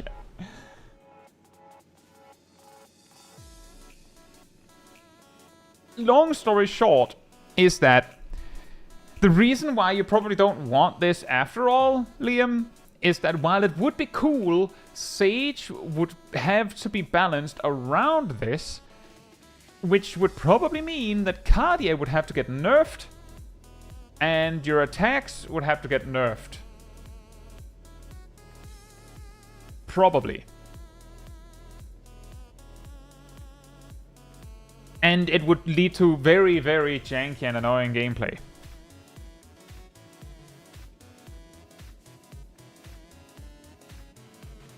Like, this actually also probably explains why healers don't really do anything impactful with their auto attacks, because it would be really annoying. Hey, Light God, hope you're doing well.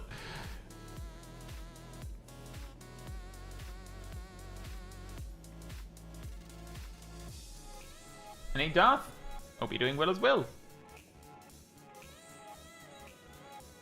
And Asymmetricon is here as well. Fantastic.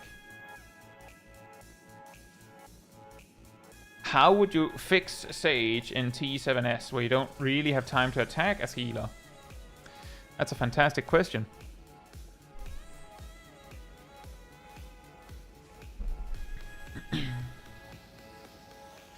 I would say if that is true and real, Zav, I don't have an answer for you. Because that would suggest that the developers already have, whether deliberately or not, committed a cardinal sin that it feels like they've been actively trying to avoid doing.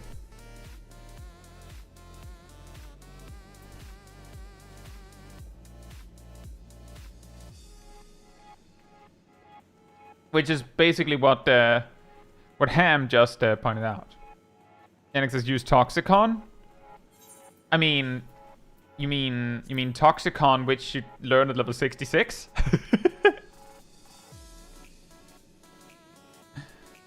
And that would still, like, I'm assuming that you don't have time to attack because you need to heal.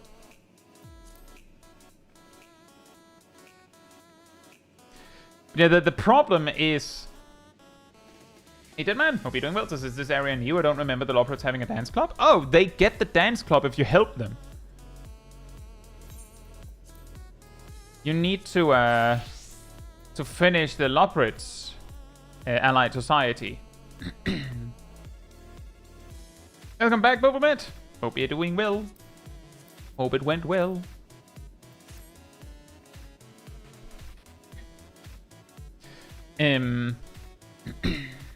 What Ham said is the T7S fix, hypothetically, would probably be the devs admitting that jobs are not properly balanced for synced down content. Indeed. Basically, if T7S is so difficult for Sage synced that arguably it isn't doable, or it's way too hard because Sage is just not made for it, then, well, let's just say that a lot of the reasons that I've suggested over the years, I'd say almost, for why certain things haven't been changed about, for instance, the leveling experience, is because the developers want to preserve a specific design.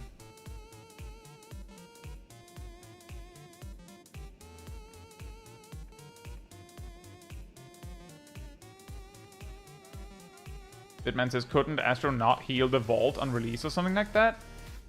I wasn't there. And let's just say that if the answer is yes, people said that, no, it wasn't true, it wouldn't have been the first or the last time we ever hear gamers say, no, that's too hard, the developers made it impossible, when the actual answer is skill issue. So I don't, like as Kat said, I don't believe that. I would need some evidence.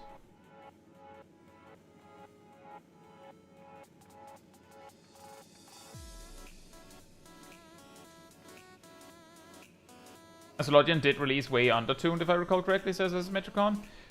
That also does make sense that because Warrior also had that problem in A Realm Reborn. That it was released way undertuned. Just in different departments. Oh yeah, what tank would you like to play? Do you want to be the one that learns taunt, gets an invuln, gets multiple mitigation options, or the one that gets none of those things? But they get to use an axe. Pretty cool, right?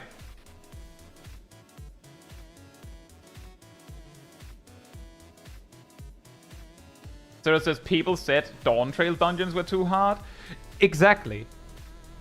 In the first week of Dawntrail, we had people saying, yes, finally, they made dungeons that are actually challenging. While other people said, dang it, they made dungeons that are too hard. Why did they do this? Why did they make it too hard for the casual player? Some said that. Then on week 2, the player said, yes, they made difficult dungeons. We're like, actually, never mind. They're not that hard. Now that I know the mechanics.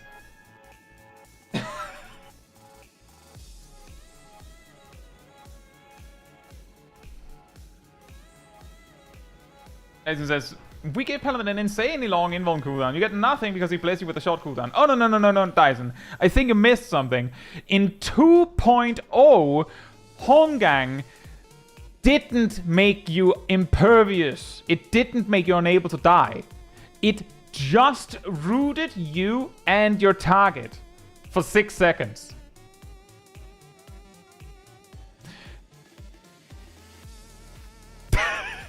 Meanwhile, Paladin had Hallowed Ground. Paladin had Sentinel, 30% mitigation. Warrior's Vengeance, learned roughly at the same level, didn't reduce damage taken, but it did make Warrior retaliate when damaged. Rampart was a Paladin ability that was available through cross-class actions, I believe. Provoke was a Gladiator, well, Rampart was a Gladiator ability. Provoke was a Gladiator ability that was available through cross-class actions.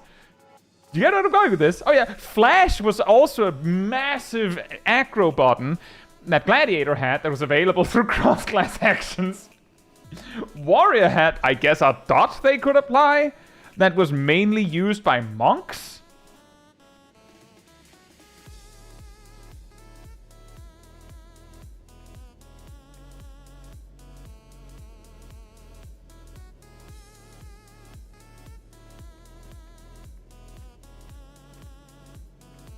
You had to level Gladiator a certain amount to have all the good buttons from Gladiator, definitely, like God. But worse than that, apparently in those early days, at the very least, I don't know how long it prolonged, but let me get back to that. At the very start of A Realm Reborn, supposedly Marauder was a better tank than Warrior, because Marauder had more cross-class action slots, and so could pick more actually useful defensive cooldowns from other classes. Because Warrior didn't provide any.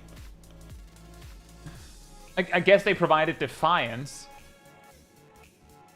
But as I understand, this was changed reasonably quickly. Oh yeah, Marauder, I believe, had Bloodbath. That's true, but that's not mitigation. That's just healing. Yeah, fun fact: Bloodbath was a Marauder action originally.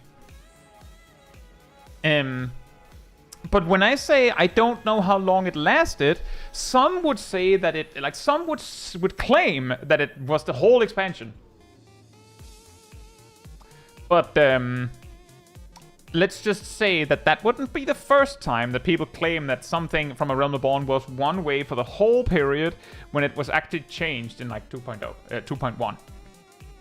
For instance, if I remember correctly, Summoner had access to Thunder 1 from Thaumaturge in 2.0. In 2.1, it was changed to Blizzard 2 instead. But most people remember that they had access to Thunder 1, not Blizzard 2. As Metricon says, Warrior started getting changes weeks after release. Yeah, exactly.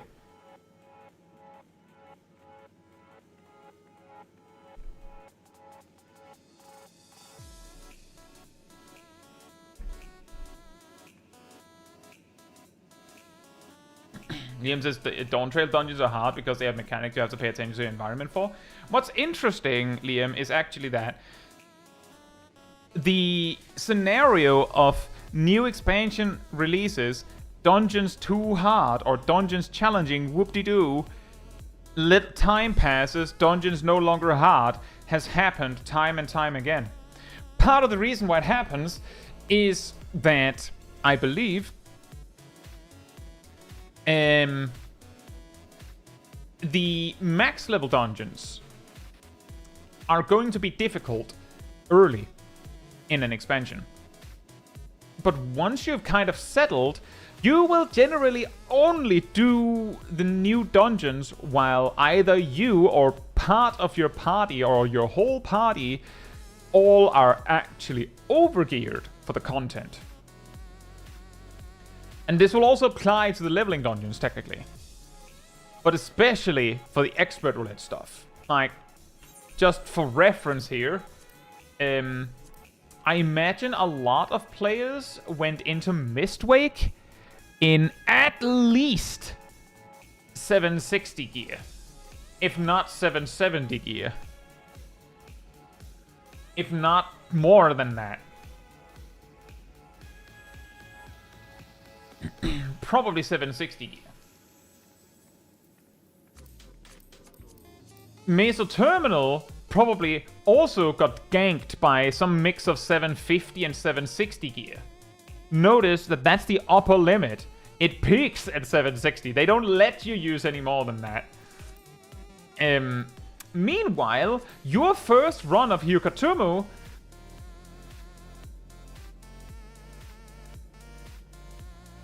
What was the item level cap from Endwalker? 660? Some players would have 660 gear. Some players wouldn't. Get to Skydeep Shinodi, you're probably still wearing the same gear. Get to Origenics, you're honestly probably still wearing the same gear. Notice how there's a problem here. But what happens is that you get to the new content, you're possibly under-geared, which makes them harder. You don't know the mechanics, which makes them harder. And you don't know what to expect, which makes them harder. So you get surprised.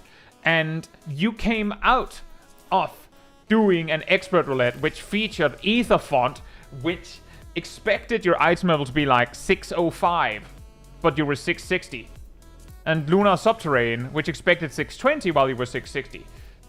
So they were quite easy. So a dungeon that you're no longer overgearing for and you don't know is going to feel a lot harder. Until you know it and you have overgeared it, and then it's not hard anymore. And I'm saying it as if Dawntrail isn't special in this regard. Because I do feel like both Tower of Zod and Tower of Babel and even Vanaspati, sometimes even Hyperborea, had their moments of, it's so hard, dead ends especially, actually. In Shadowbringers, Holminster's switch was like brutal for a lot of players. Especially those that were like newer to the game that had, reached max level in Stormblood recently when Shadowbringers then finally came up. So it wouldn't shock me in the slightest if the same thing happened with Stormblood and Heavensward. So I don't know! Like God says, I don't know, I still get people who are bad at Meso Terminal. Yeah, but do you think Meso Terminal is hard?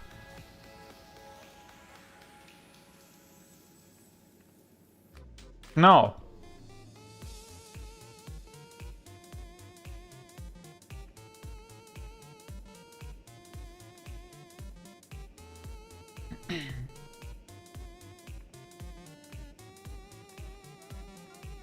But yeah, indeed, there are still players that find those things difficult. It's complicated because we're all differently skilled, and it is very possible that Dawntrail has a higher, like, average difficulty in casual content than previous expansions. But it's really hard to gauge because we are comparing content where some of the players measuring it are like, yeah, but whole Mr. Switch was hard when it was new. And it's like, yeah, but when it was new, you were also new.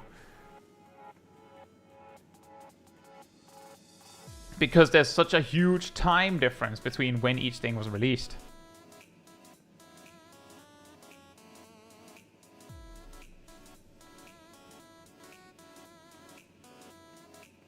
Everything gets easy with practice and familiarity. Yes, absolutely. As Metricon says, also over time there's been a shift in difficulty between jobs and duties, and some of that has probably made newer duties seem harder relatively than they are. Probably.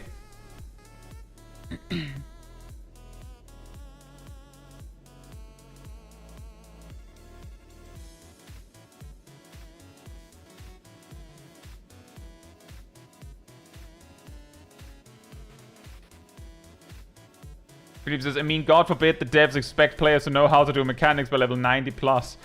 That is actually a really, really, really, really difficult conversation, yes. Because, like, I've talked about this many times before. And what Final Fantasy XIV runs into is that I feel like for a lot of story-driven games, if you're just, you know, laser focused on the main story and you're like just enjoying the story, you can probably smash out that game in like a week, right? Playing normally. Maybe a couple of weeks if you like, depending on how much time you play, but like, you know, you play a few hours every now and then, you'll get there. Final Fantasy XIV is like, yeah, but if you just do the MSQ nowadays, I'm pretty sure if you're doing just the MSQ and maybe your job quests and you're reading the dialogue and you're watching the cutscenes, it might actually take you 300 hours, which is like some single-player games. That much time is the whole main story and every single optional task in the game.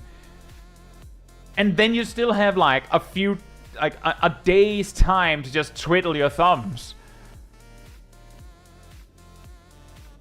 Which is to say, surely by 300 hours, you've garnered enough experience with the game that we'd expect you to be better, right? But I don't know what it is, but it does feel like Final Fantasy XIV is often, by at least some players, treated almost like it's a single-player game, when you're doing the MSQ at least. And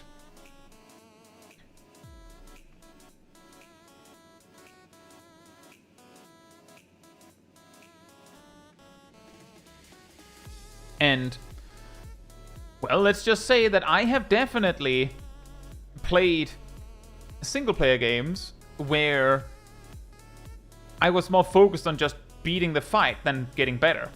And there were definitely cases where it was like, yeah, but if you just took those riskier chances, like took those chances, you might do better. Like instead of playing overly safe and the boss fight takes 20 minutes, you could just go for it and you'd be done in 3. But no, the 20-minute strategy works.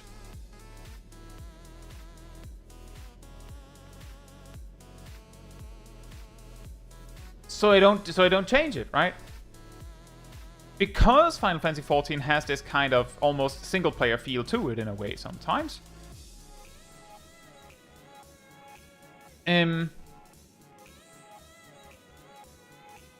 It's not unheard of that people will approach the game in that same way.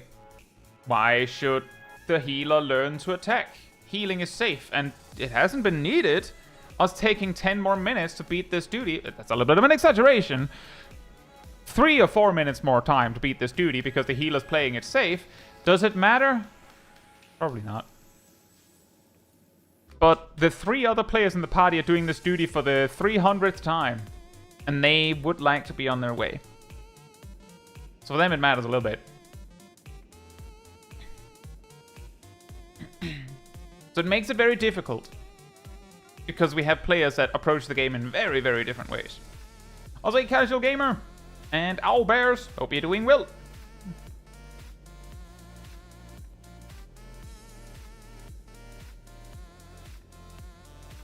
And the Aurelia.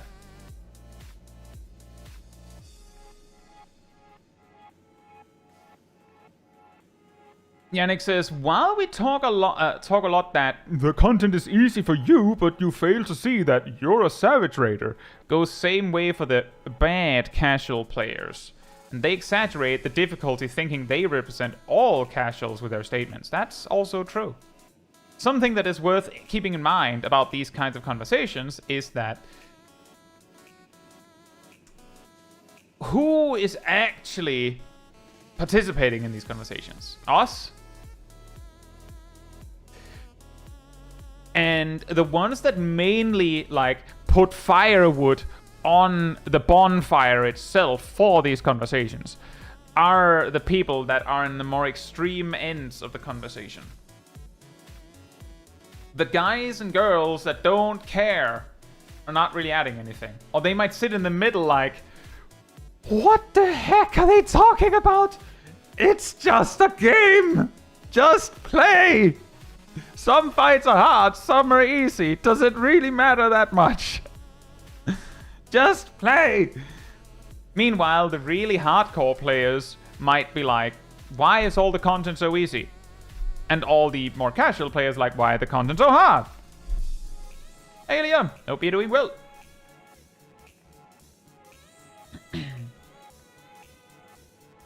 Hey Stoof, hope you're doing well as well. A lot of casual players don't even watch the live letter. I mean, I don't think I watched the live letter until like mid-late Endwalker.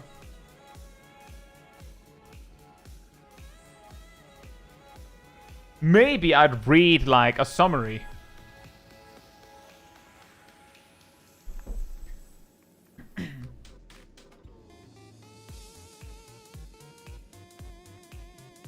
Jack says, I actually had a Mentor healer get upset at the first time Sprout tank in Tamtara hard, and he left after a single wipe. Did you wipe to the first boss? Was that what happened?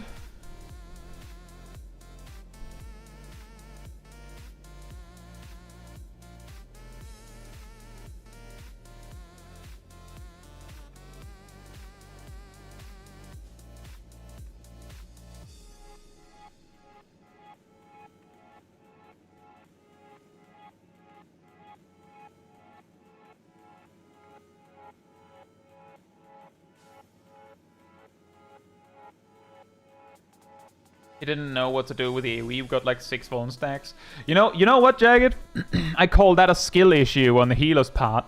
I have healed Tamtara hard where all the zombies exploded and we didn't wipe. I don't recommend it, and I'm not saying that it should be the norm that you can just deal with it, but I'm just saying that if the Mensa healer is so much of a pro that they think that it's that big of a deal, then that's the skill issue on their part.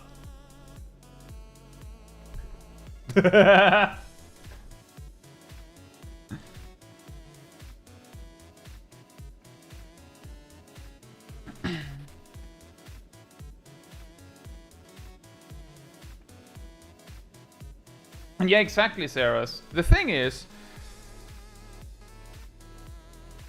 I think what happens, as I was mentioning before, is that due to the way gear works, I was like, hands up, hope you do it well. The way that gear works means that instead of having like a steady increasing difficulty in casual content, what can kind of happen is that we like plateau and almost like dip a little bit near the end of every expansion. Then like it suddenly like just like teleports up to where it was supposed to be, and then it like continues up, and then like it does this plateau again and dips and then jumps back up again, which can have this effect of making the difficulty spikes feel too big. But I do agree that the game should be gradually getting harder. I think that makes sense.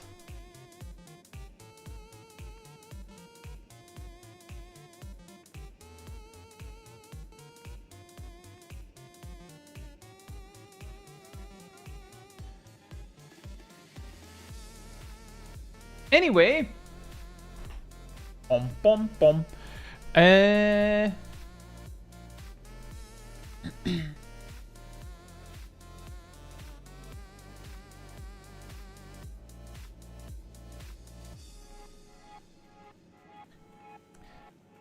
We have some clips.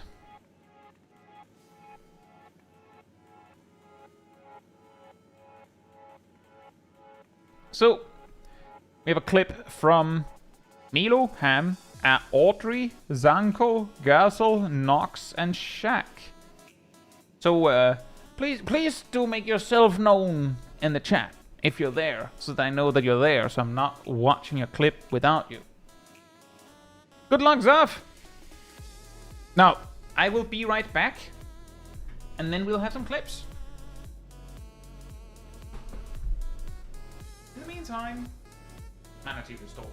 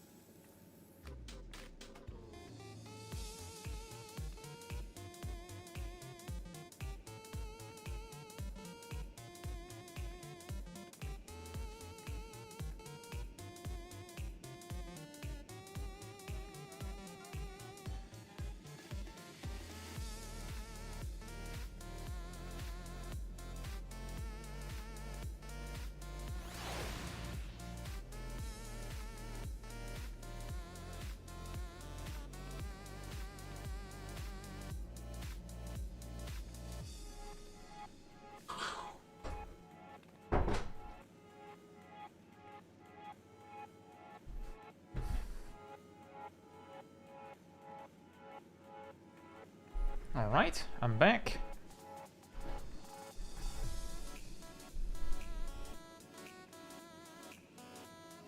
Hey Audrey, hope you're doing here. Doing well. Doing here? hope you're doing being here.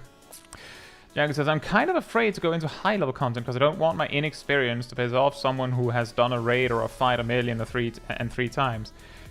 Here's the thing. There will be people that will always get annoyed. Like, that some people are impossible to satisfy. For the rest, if you're trying your best, it's usually pretty clear to the ones playing that you are. It's hard to explain, but I feel like I can tell the difference between someone who's basically like just going through the motions and playing poorly because they don't care, and someone who's like trying really hard, but they're just not doing the right thing. But they're trying really hard. And as long as you're trying, there's usually also like, there is a way to like logically explain what you're doing and why you're doing it if you're trying. If you're not trying, then there's usually, you will usually, if you try to like logically explain what's happening on the screen, you'll be like, oh, it's because they don't care. Which is to say, don't worry about it if you're trying your best. I'm sad to hear that.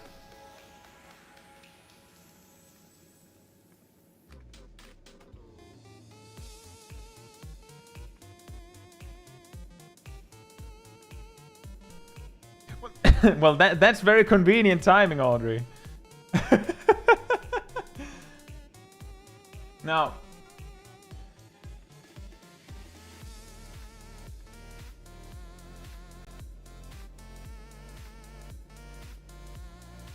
Let's see here. It's on Noxon, Shaq, and Audrey. At the very least.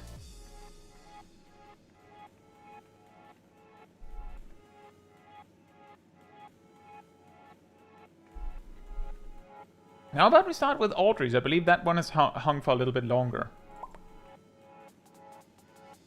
Oh, let's see here. An M10S clear. And... what's the sound?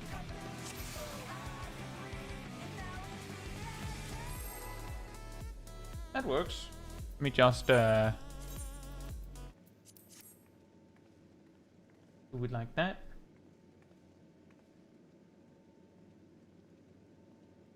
Oh, that's just prog. Oh, man. Well, we can still see if we can find something. Audrey is playing Warrior. You sure? You sure about that? Alright. I hope you are.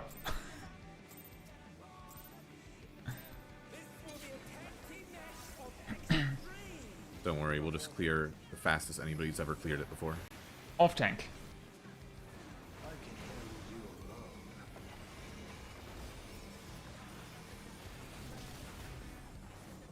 Hey, Grimmy. Hope you're doing well.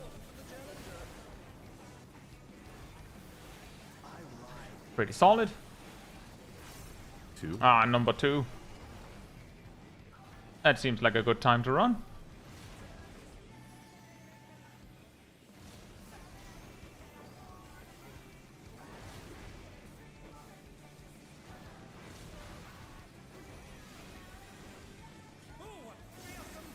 I guess it is technically prog, so, you know, we can get to the prog point in this much time at least.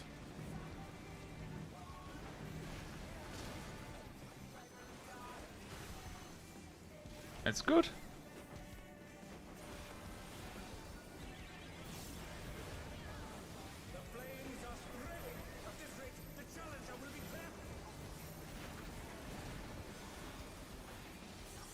Come on, everyone stick together.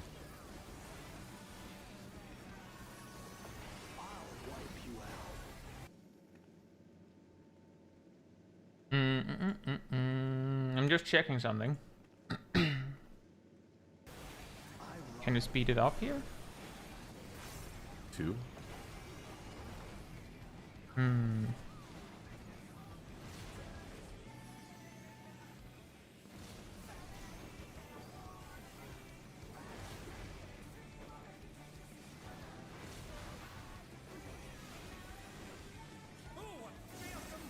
I guess it is technically prog, so, you know, we can get to the prog point in this much time at least.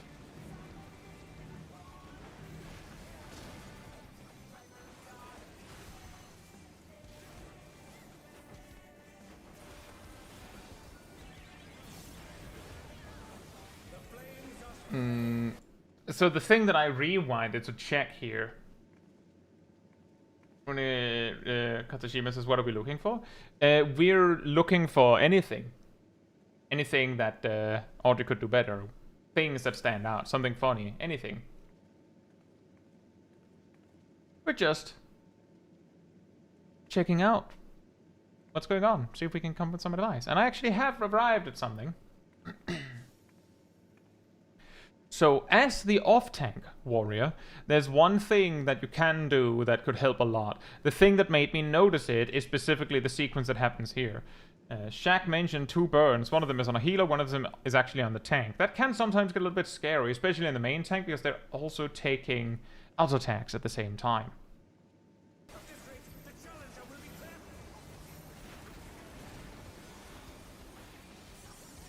You see around here, the thing that I was looking at is that I was looking at your nascent flash being ready, and I don't think you need it for anything. So you are on a controller, so it would be a lot harder to do it. However, my suggestion would be either replace your nascent flash with a macro or add a nascent flash macro or something. However, specifically, the one that I would suggest, specifically because you're on a controller, shouldn't be mouse over. It should be like this.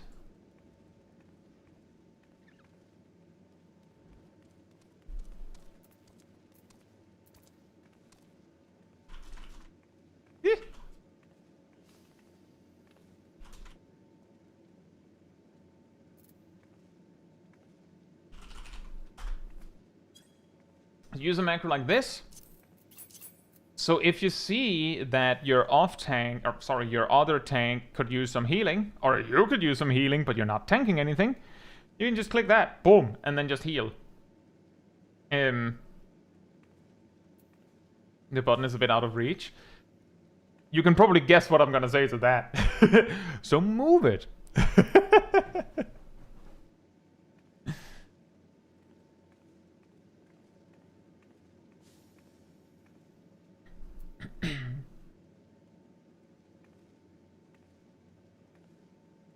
It says, I haven't messed around with macros at all. Are they all that helpful?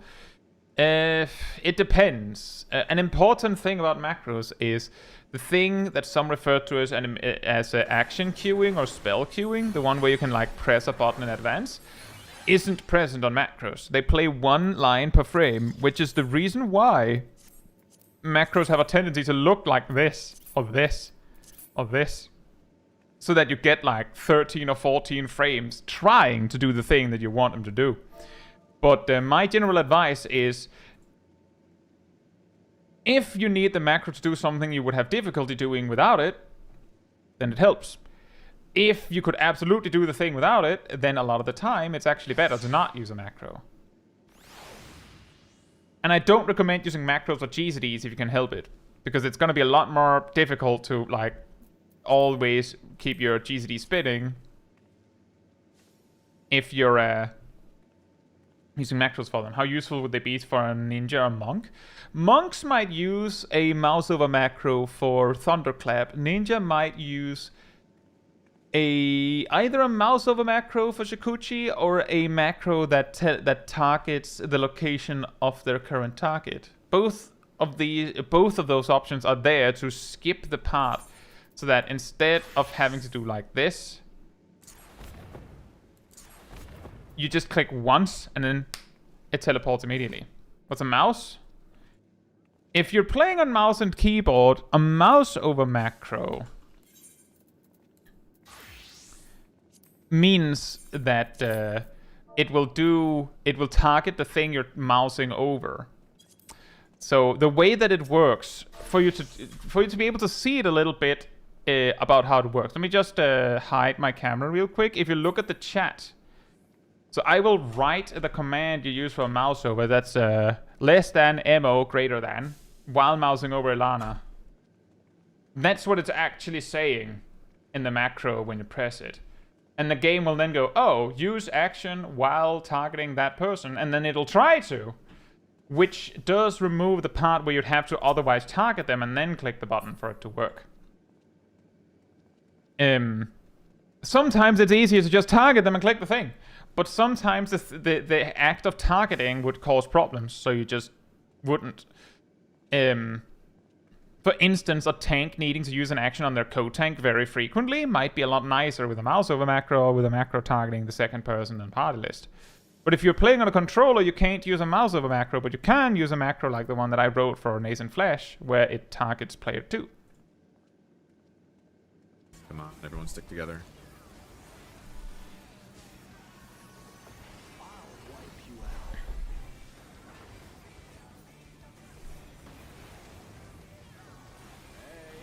You could use it for cover, yes.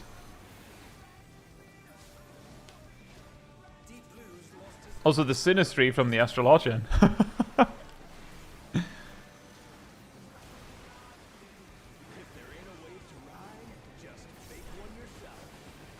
Spread. It's not loud, but there is music. You don't have to use them, Jagged. As you may have noticed, I don't have very many macros myself.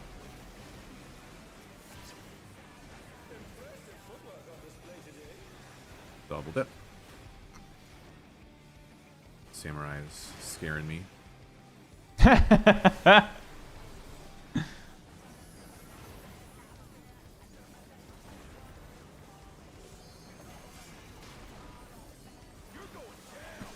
Hey Travis, hope you're doing well.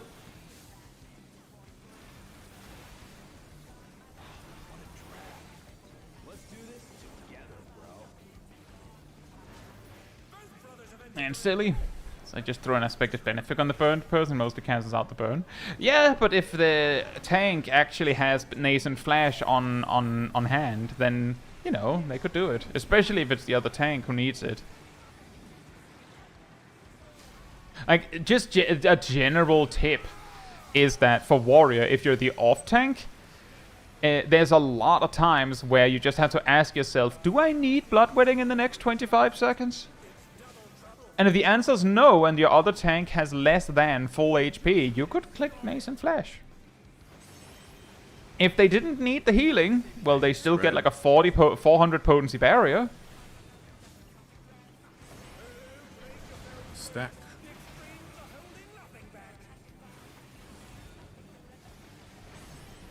Spread again.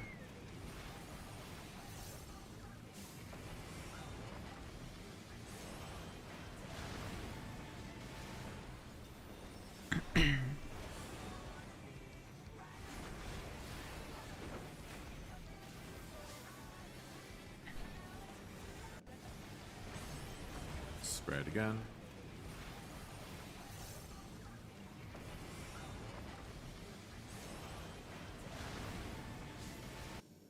The way this mechanic targets is that it targets whoever's the closest. So I don't know if it's something like you don't trust the samurai. You did say that you got worried just a moment ago due to positioning. The way that I usually do this, I'm usually on the blue side. But what I usually do is a pretty common way people make sure to know who's closest and who's not is with a mechanic like this. If you don't want to be closest, you don't get inside the hitbox. Like that's no-go. So the samurai, we can assume, is not going to go inside the circle. As long as you're inside the circle, the tank buster will hit you. But if you stand like over here, like over, I don't know how visible my mouse is, but like over here, near to the edge over here, the explosion from the tank buster will cover nearly the whole like circle here. But it does mean that the samurai can like come running in here and attack from here and do something. So that can be something you can do to help your melees a little bit. That of course also applies if you're over on blue. Same thing. But you basically don't stand right under him and move away. You know that the samurai is probably coming from behind you. So if you go further away, you give them space. There might be times where you don't want to do that. But it is just a general chip. You can see the samurai comes in from the side to hit on the other side, but they might be able to have more uptime or better uptime if you like run further so that they don't have to like curve around the boss to get there. Use it now.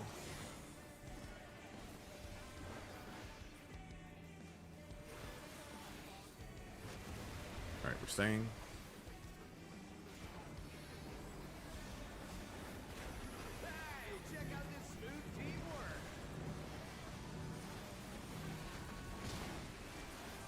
Katsushima says, is there a setting to make it so you're not always on top of the party list? I think so.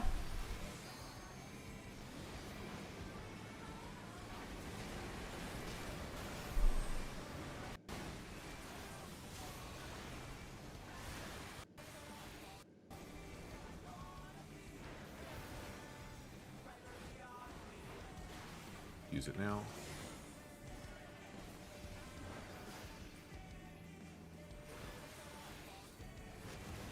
Alright, we're staying.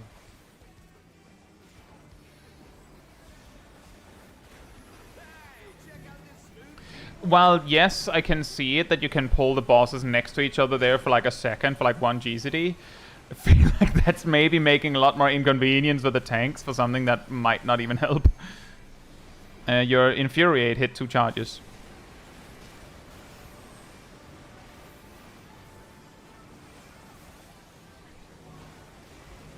getting more Infuriate users is better than getting them in buffs.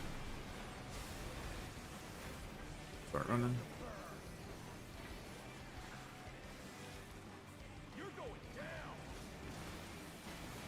Space is so chaotic, I have trouble remembering to use all my resources. In that case, my suggestion would be for you to hit 2 charges, you would have had to have 1 charge before that. Aim the cutback blaze. Oh, fair enough, Stoop. I was just mainly mentioning that. What are you doing? Uh-oh. That it's, Stop trying to aim it for me. I know what I'm doing. It's, it might be a lot of work for very little. Let me just see what happened there. Okay, watch out for this guy. A trick we use in our raid team is that we call out which lane is dangerous. So like red, blue, mid. Aim the cutback blaze. Hey, what are you doing? Stop trying to aim it for me. I know what I'm doing. And yeah, also on that, the cutback blaze attack there does hurt. So if the tank is already in position, non-tanks should get out of the way and run to D so that they don't take the damage. Okay, I think that's recoverable. Thanks for the reprisal. I had the same idea.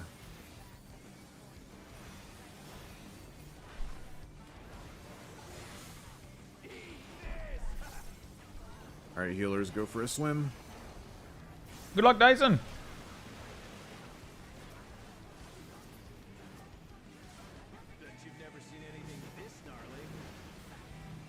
Alright, make them parallel. Very nice.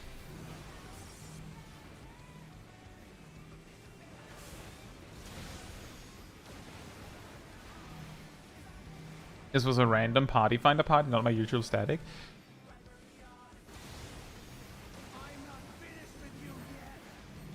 Are you talking with stream, or are you in voice with the people that you're in party with?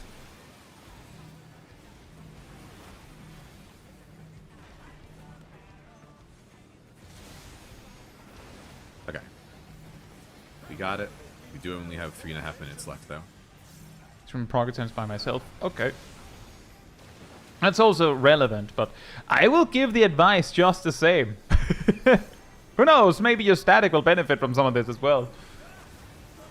Or they might go, yeah, I know.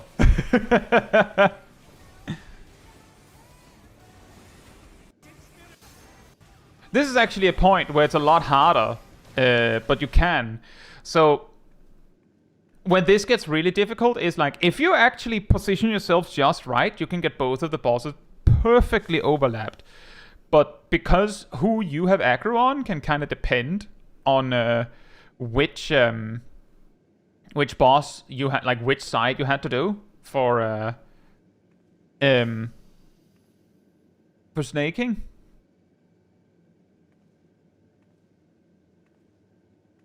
And stuff like that. It can be confusing. Essentially, because of their location, you have to like start moving. Oh, it's a little pixelated here. You have to start moving over here-ish to get red hot to like run this way. And then if your code tank is staying roughly here, then deep blue will run this way so that they like cross into each other. And then you just have to approach. Even better is if your code tank, because deep blue is further away from both of you, if your code tank just does the heavy lifting of guiding deep blue into red hot, then you can do it.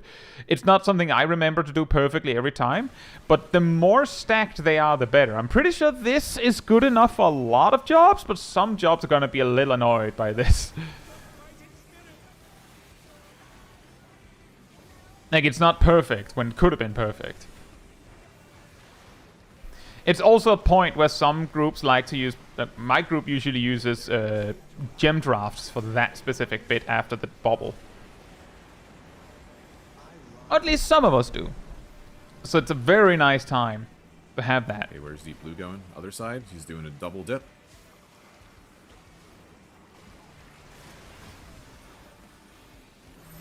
Nice.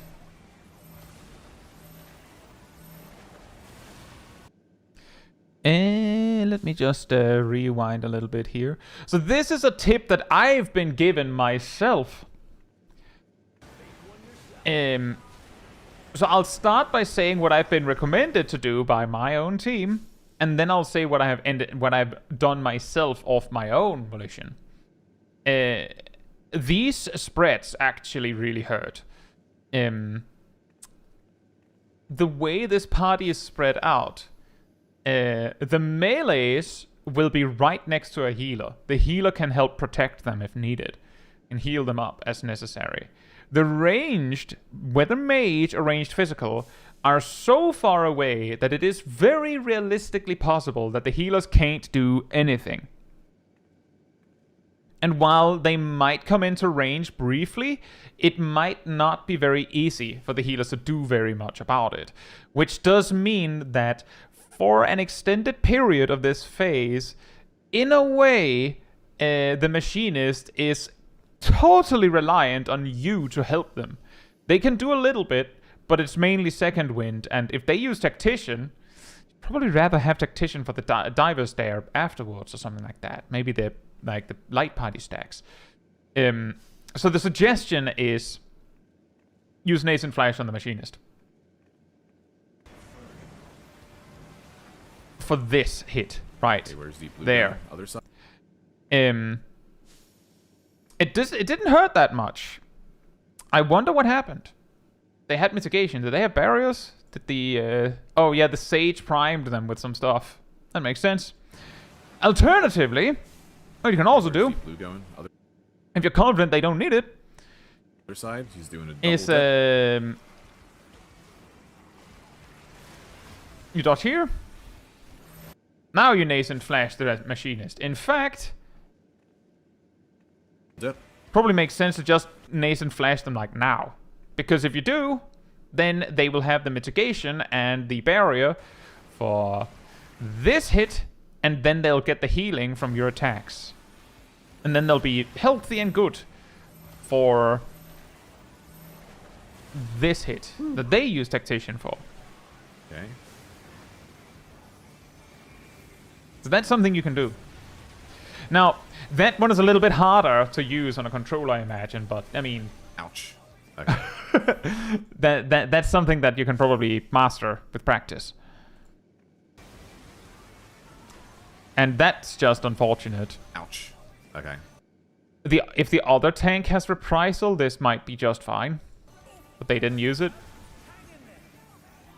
Now the machine has died. Technically, I mean, we might have enough time. Maybe. We got a lot of damage downs and, we might be fine. Checks the time. Deaths. That's the word I'm looking for. Hey, look at me. Leave the other tank alone. Stack. We got time. The machinist is having a hard time. They have to... Oh, no. Okay, spread. I think both healers were on the same side.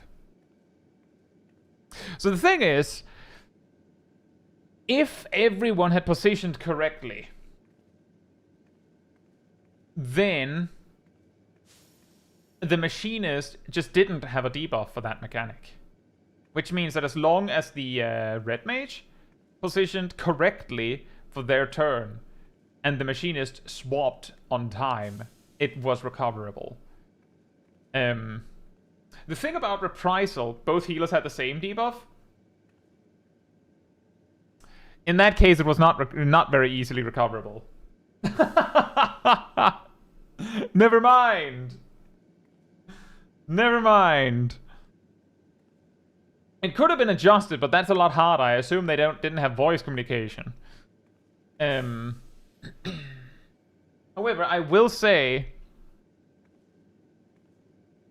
over Mya, on the divers there before this whole set, so right after the bubble, in our team, we typically don't use reprisal because this whole phase is exactly such that if you do, you don't have reprisal here, as you can see on your reprisal. And I suppose the tank with reprisal could, just dive in and just run over into reprisal, but it's a lot easier to get it done reliably on time if both tanks have it for this. And because everyone is better stacked up and safer after the bubble, it's a lot easier to just use something else there, I feel. Whereas here, you have just taken a stack. It's a lot more likely that you don't have anything else. And anything you do have is nice. I think it was like pretty alright. The main thing I saw was that there are some points where you completely forgot about Infuriate. You could use Nascent Flash more. One way you could help that is use a macro to target someone. If you make it so that it targets player 2, then you won't really be able to target your machinist, for instance. So it might be very limiting. The alternative is getting really good at, menuing to do it. But aside from that, I think it was pretty decent. Pretty alright. Very nice. And I think I saw you said you had cleared it since. So that's good. But yeah, also detail is that using every Infuriate that you get is more important than the Infuriates going out in buff windows. So if you have points where I'm focusing on the mechanics, I'm gonna miss it, then just make sure you've spent both of your Infuriate charges before that. Then you don't have to worry about that. Have a good one, Katashima.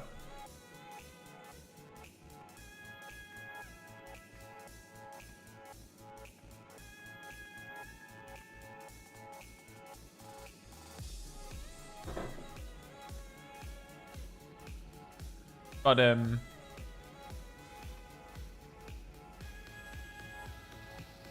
that would be my suggestion.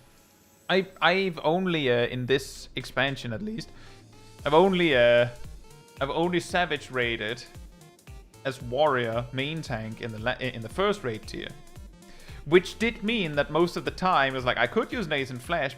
Most of the time, I had to use Bloodwetting to make sure I got the mitigation. On top of that, I definitely feel I think I would prefer, if I was playing Warrior now, I think I would prefer to be the off tank. Just use Nascent Flash. And then every time you die, you can be you could be why didn't the other tank give me their mitigation? And in my book, that's a viable complaint. That's legit. If you use Nascent Flash on your co-tank for a pair tank buster and you die because you didn't have mitigation, and you find that your co-tank didn't use their mitigation on you, they should have done that. And the logic is that Warrior's mitigation, Nascent Flash, is objectively better than Bloodwetting, because it does everything Bloodwetting does, except it's to someone else. But it also heals you. So if you have a warrior as your co-tank, if the warrior is good, every time you both have to take a hit of something, they use Nascent Flash on you, and you use what you have on them. So, for instance, Gunbreaker uses Heart of Corundum on the warrior, and the warrior uses Nascent Flash on the Gunbreaker. Or the Dark Knight uses TBN on the warrior, and the warrior uses Nascent Flash on the Dark Knight. The Dark Knight could also use Ablation on both players, but Paladin could also use, Holy Sheltron Intervention. And some of you who saw last week's Savage Proc, I think it was, because Sip had latency issues, he was playing Warrior for our Tyrant Proc. He died once to me not mitigating him when he used Nascent Flash on me. Once. So I made this macro. And then he didn't die from me forgetting intervention the rest of the evening. So when I say it's a valid complaint, to me, I mean it. I fixed it immediately. My warrior tank is using Nascent Flash on me? Well, let's not give him any reason to stop it.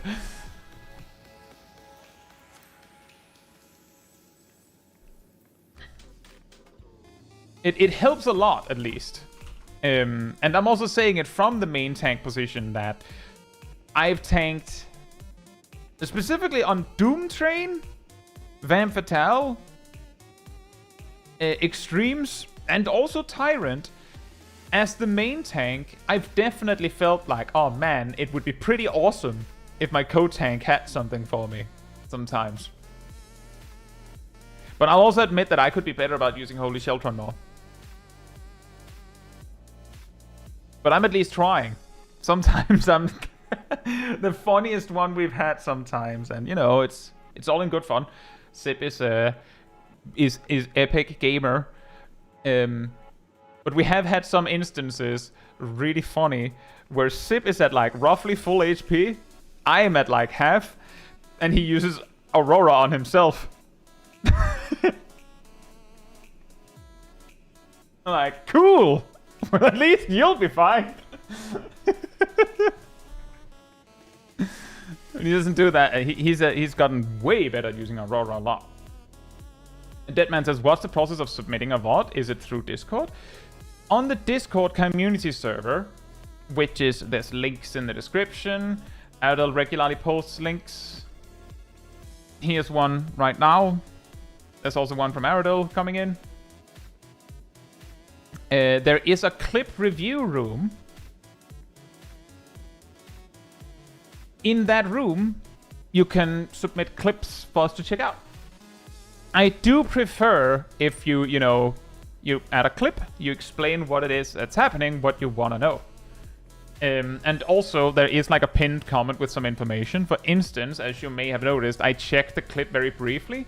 Make sure that the sound in the clip is Final Fantasy XIV and not your music or something. Because if it's copyrighted, then, well, first off, make sure that you let me know that you have copyrighted music in the clip.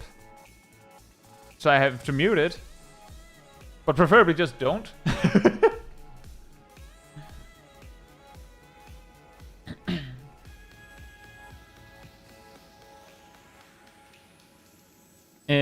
But yeah, that's where it is. Cat says double Aurora and the don't heal now is my favorite. I will say on that one, Cat, that in that period, Tyrant auto-attacks like 3 times. So there are times where that Aurora is very, very needed. And have stream getting demonetized. Yeah. Exactly. Actually.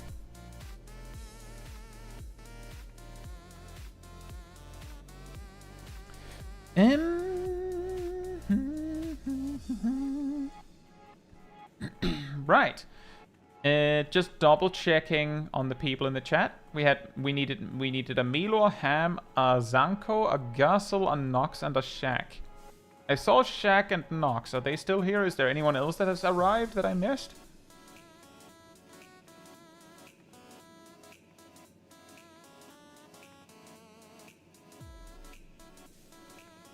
The clips that they've submitted. Hey Vash Dave, hope you're doing well. We are reviewing clips yet. So before I bring out a clip, I'm like, well, is the person who sent the clip here?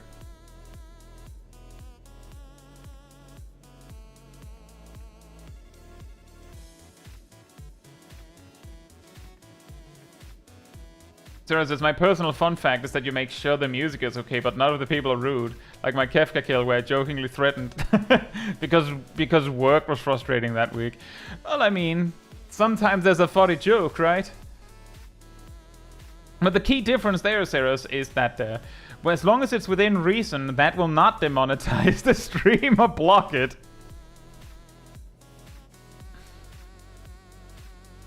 Yeah, it's true, Kat. The thing is just that I'm thinking that the one Aurora is cheaper than you having to do something. I think it makes sense.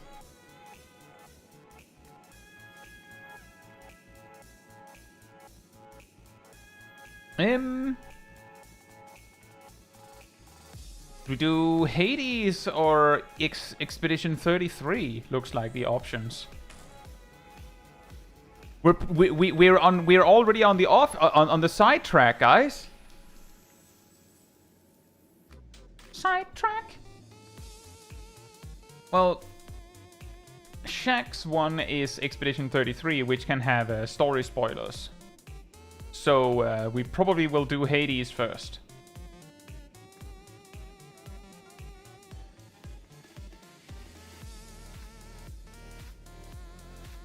Yeah, the funny thing about something like that, Jet, is that what I'm worried about is like, how can I possibly protect people from accidentally opening the stream and then getting spoiled? When it's like a short, brief moment there, essentially.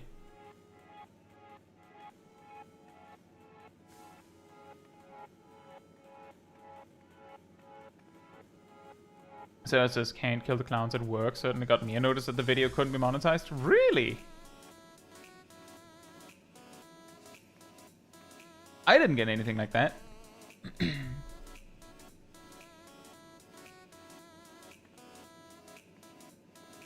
Right, well, let's do some Hades then.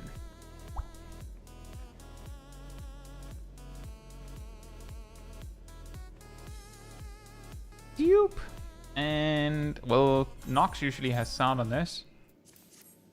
Although it would be funny to watch Hades with bumping music like that, right, guys?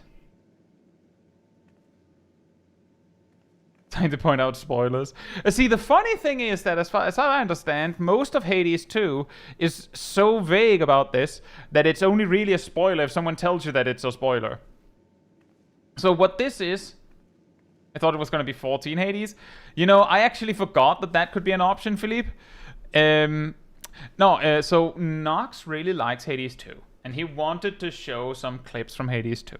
And not a lot of people make use of the simple fact that in the clips review room, I do actually say you could send something that isn't 14. I'm also just saying that I take the liberty to maybe choose not to show it if I don't want to, or rather that I would probably prioritize 14 clips most of the time. But I'm not leaving out the possibility of doing them, and Nox really wanted to show Hades 2, and I did want to hear about Hades 2. So Nox has done this thing where he has been gradually doing a full run, bit by bit, explaining to some degree what he's doing, so that those that don't know of Hades 2 also can follow along a little bit. And we also, last time, I think we got a little bit of math.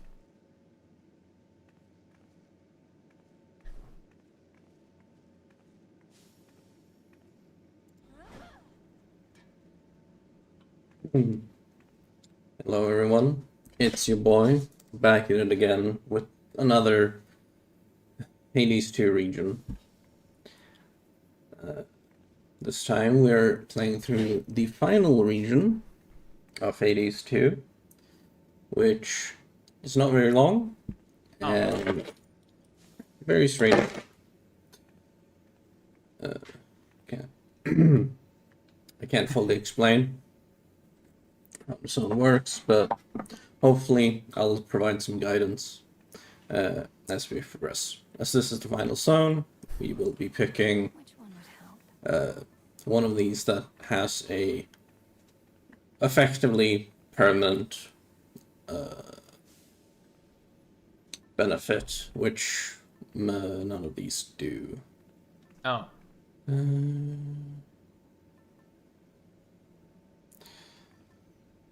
I think... yeah, let's go with this, which makes the boss have less HP, and we take less damage from them. We are going to be very tanky. And then we're going to heal. Always check the shop.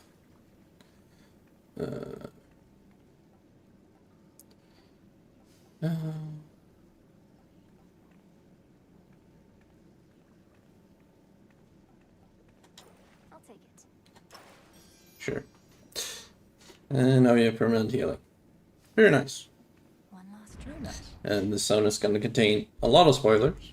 If you're playing Hades 2 and you don't want to find a zone spoiled, I wouldn't watch this. But I doubt that is many. Bro. Are you serious, man?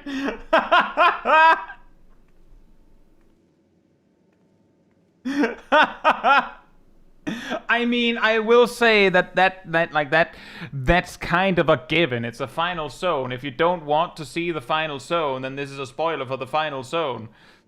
That's how that works. Right. Like, you wouldn't even need to mention that. But it does make people think about it more when you mention it. And there's the first spoiler. Fantastic. I didn't even see it.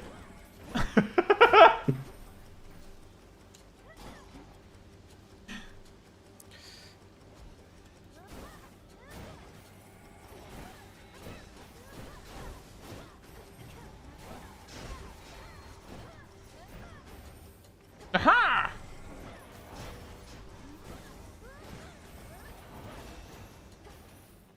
Straightforward. Alright. Okay.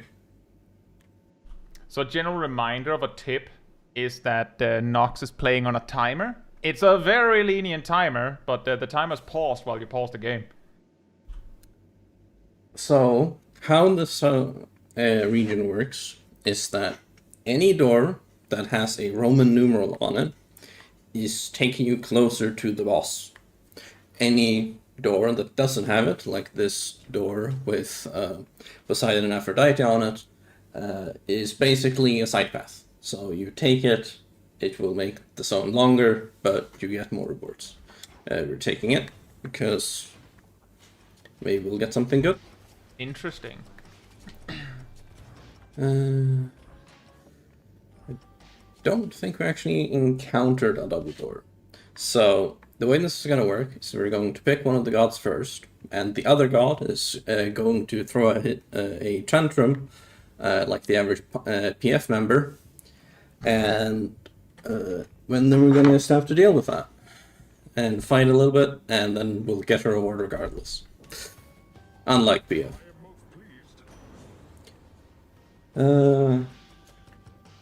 Let's see here.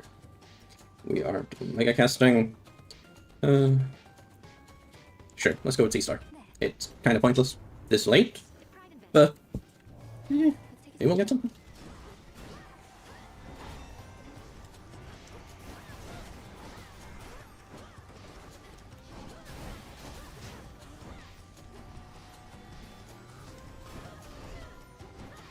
Path break, is it the boss to not give rewards? Yeah, I assumed that was the case. But that does also mean that, like, if it keeps giving you the option of getting a reward or actually progressing, I assume it doesn't keep doing that. Oh, hey, they forgive us. Very nice. But, oh, hey, does we got certainly the best put you outcome. in a, We got Secret Crush. it would put you in a weird position. Or extra attack damage. And consider, for instance, Slay the Spire, if you could do that. You could take a side path where you don't actually climb any higher, but you could get more card rewards or more chests and stuff. But you're not progressing. There should be a second. How one long here. would it be Oh, worth yeah. it to do And there that? is. Best keep your rodents to yourself.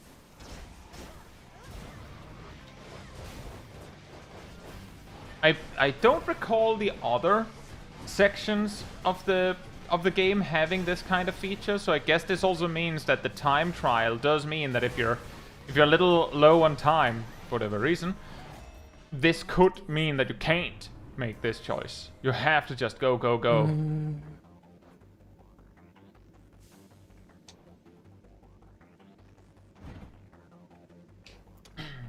Sure. Oh. That isn't very helpful. This is a massive spoiler, so I'm not going to walk through that door. But if you do play Hades 2, always go through that door. Story prog, I guess. Stay where you are. It's one of the funniest instances of if you had just said nothing, no one would have known. Was Endwalker. There was a bit in the MSQ where you were given a robe that I'm not even gonna explain what it looks like, but it is a specific robe that Sure. is very, like, that is given by the MSQ. And what is really funny is that technically it's kind of like a story I noticed spoiler, it. as is. But if you don't know, it could easily sell off as, oh, it's probably just like a store item or like some random glam. It's fine.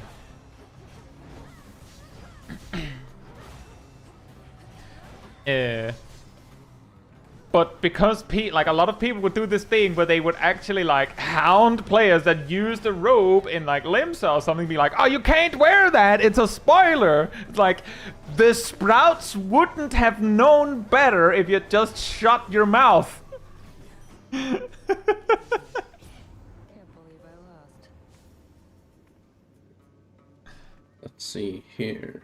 Let's get this, that.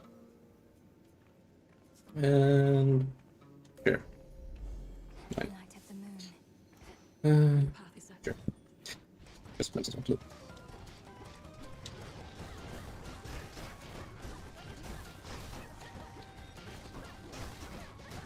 More battle. More combat. More dozer. Wow, you're sure taking a lot of damage.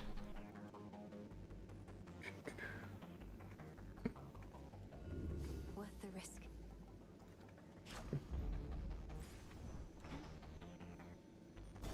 Oh man. Getting a lot of money from that. Yeah, exactly, Sarah. Those robes are like, you might know what they mean. Like super late Shadowbringers. But if no one had said a thing, then you might not even have realized that, oh, those are important. And with that, You might have just been like, you might have just seen Yes. someone in a robe and then just moved on with your day. But because Right. people made it like a big deal, it's hard to forget and ignore. we should only see number doors now. So we've seen all the doors that can be extra. It can also be difficult with certain like MSQ dungeons where it's like, it features characters that are like introduced and then a little bit after defeated. I have had cases where someone had mentioned that, oh man, I was actually in exactly that point in the MSQ, like in between that, which kind of made it like more of a spoiler for them. Or less. Whereas it wouldn't have been if they had been before that moment or significantly after that moment, because they wouldn't have noticed. Like if you see some, like if you had that robe conversation thing, if people don't highlight that it's a spoiler, then for level 50, 60, or 70 Sprout, essentially, it's like talking about a like friends talking about a person you don't know. What do you do with that information? You don't know if it's This important is or the final shot. not. My God, it's an anvil. Olympus, I accept this message.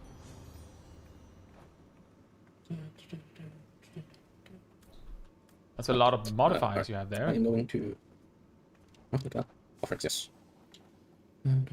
Okay, we do meet the requirements for this. But I don't think we have it. We do not. Since roll once, we did not get it. In that case, sure. Bonus damage. More levels than that. And I'm quite happy. Alright, some time. And that's the last one. You didn't want the anvil when you had the money let's go anyway? fight Grandpa. Who we saw. Don't worry about it. Or do. I'm not your parent. Bum, bum, bum, bum, bum, bum.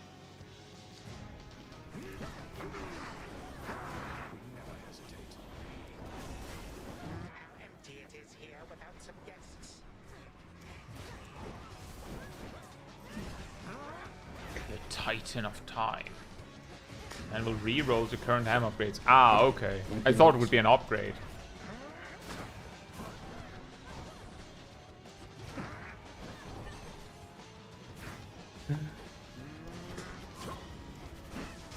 Fun fact, anytime he puts up that specific shield, it's because I'm hitting too hard. And the game goes, actually, the boss has to get to play too.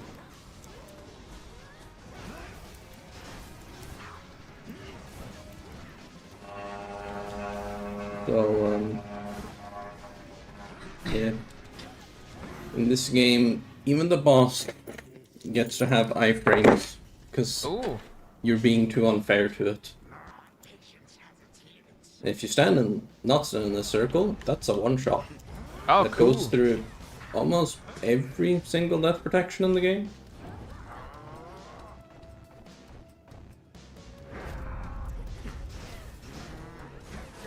I'm assuming that that AoE is also nearly a one-shot, considering how respectful you were to it.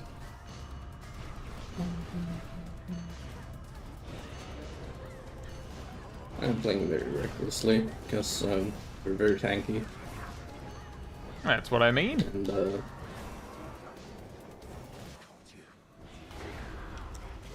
this fight isn't very hard anymore. It was. You know, there's a lot of conversations that could use that. This thing isn't very hard anymore.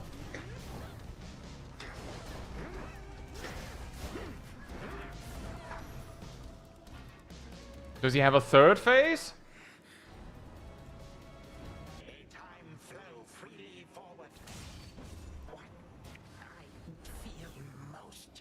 Night night. And that was very slowly, over the course of several months, a run of the underworld path in Hades 2. Here you can see some fun stats. Most damage.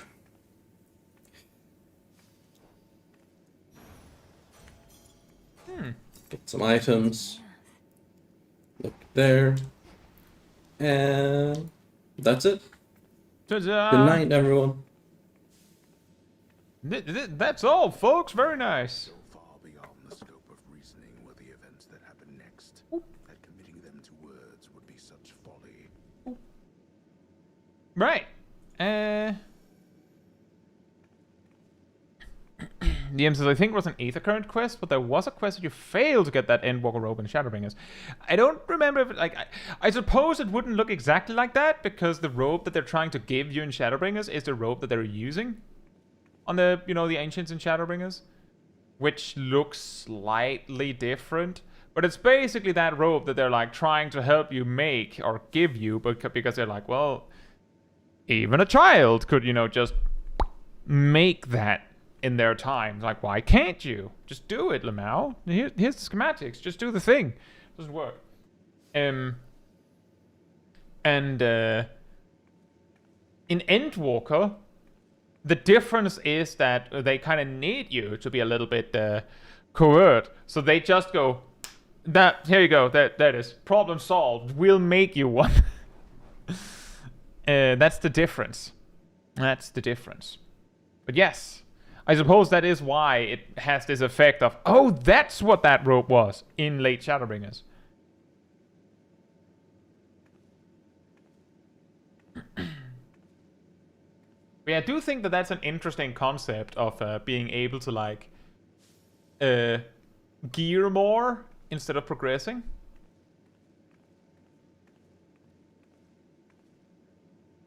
Which also reminds me of, like, really randomly and very much a sidetrack, the old Pokemon Mystery Dungeon games. There's this whole bit in the story where you're, like, chased away from your home, where you just have yourself and your partner. And there's, like, 3 dungeons, I think, 3 or 4 dungeons in succession. You can access your bank and stuff like that to get your items, and you can save, but... And then there's, like, checkpoints here and there. But if you have progressed the story too fast, quote-unquote, then you might not be high enough level to handle the dungeon ahead of you. That could, of course, be a skill issue, right? Maybe you can handle it and just need to get good. But what they offer you is, on every one of these checkpoints, you can choose to proceed to the appropriate dungeon, or you can just do a side track that is like 3 floors and then back to the checkpoint again. Which gives you a pretty nice opportunity to go 3 floors, level a bit, go back, maybe even collect a little bit, go back, bank some stuff, and then do the big one. Because the thing is, if you die, well, that doesn't work. So you kind of need to be ready when you go for it. I never had that problem, but I at least back then I was a lot more likely to just farm stuff. Like, oh well, I could get this thing, I could get that thing, I could do this thing. So by the time that that chapter came up, I was probably the correct level.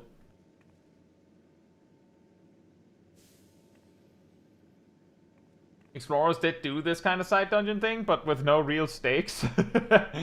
Fair enough. Right, so last up, I assume Shaq's still here? Thank you for the clip, Nox.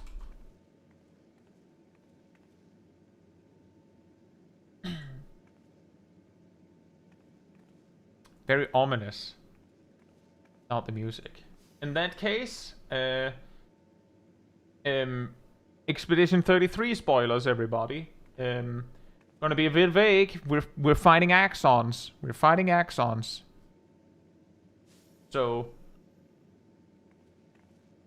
it is major stuff.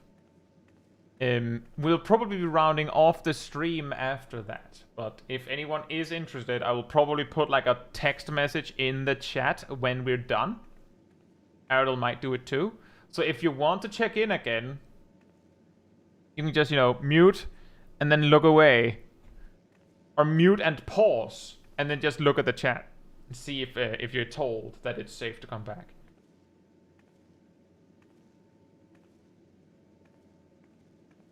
But that's what we'll finish with. Boop, boop.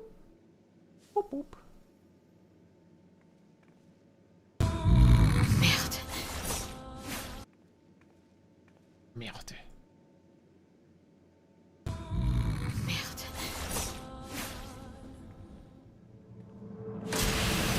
Oh, you skipped phase 1, huh? Get ready. Oh. I'll manage. All right, battle begins. Oh.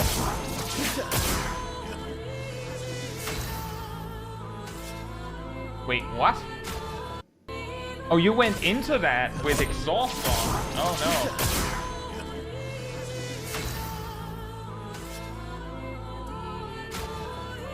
Oh, you have the dualismo weapon. Nice hat.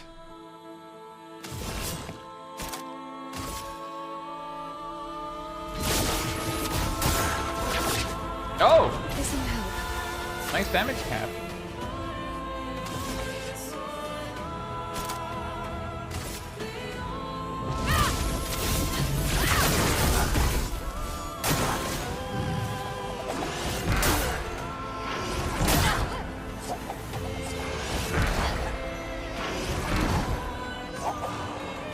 Let's cut the path.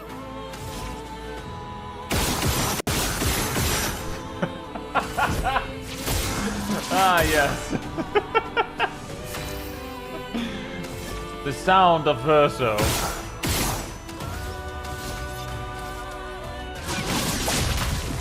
Worth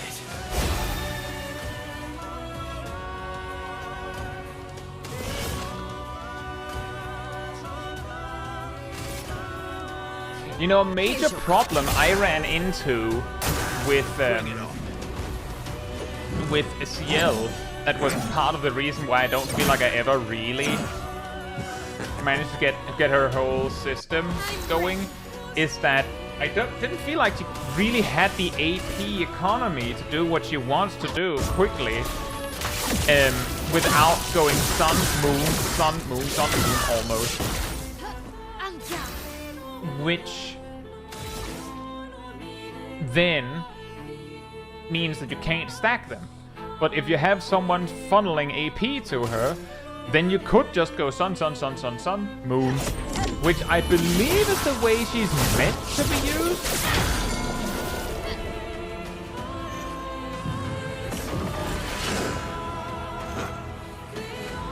No, I actually missed that, but I did learn that he did get that effect. Getting shields every time he hit. Like, that actually happened. I just missed that it was announced that he did, I think.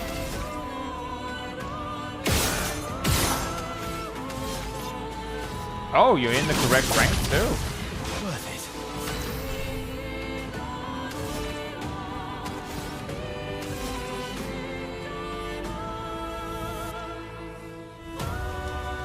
Then you could do a free aim shot if you're gonna do Shadowbringer.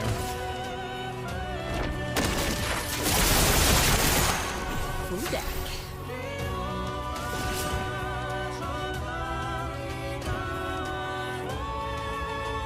What, do you have a DMC character on the party? Do you mean Verso on the right?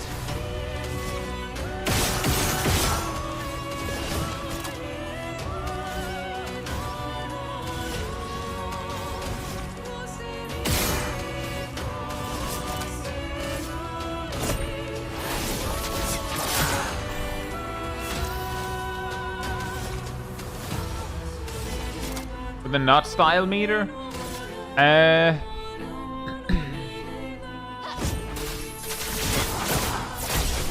I don't think I can answer that without spoiling some major stuff. Do you mind?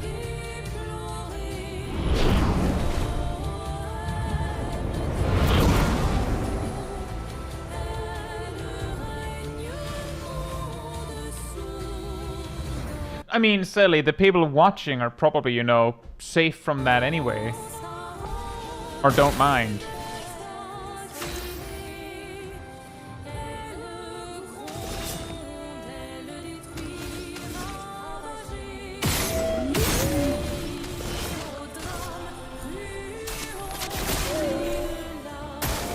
On me.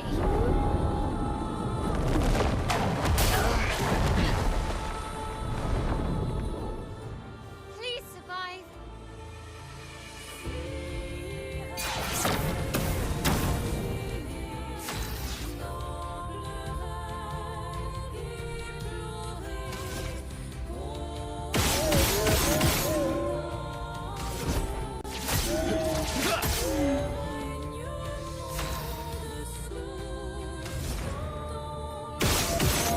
Whoops.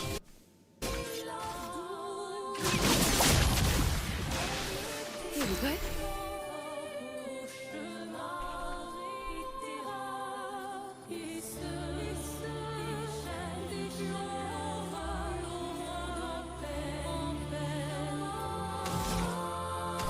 This only goes up to a single S, so he's not as cool as a DMC character. Wow. Oof. I completely missed that Dark Cleansing does all of that, and also that Dark Cleansing existed.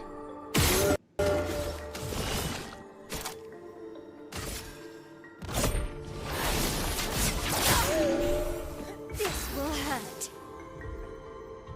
This will hurt.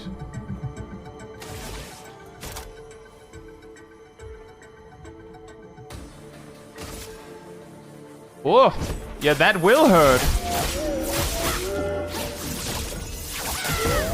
Woo, nice.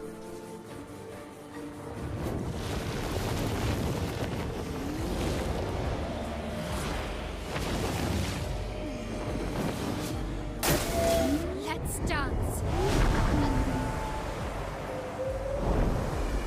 Here they come. That's a sword. It's the gang. Oof. Oh, nice. Oof. And oof. And nice. CL incoming.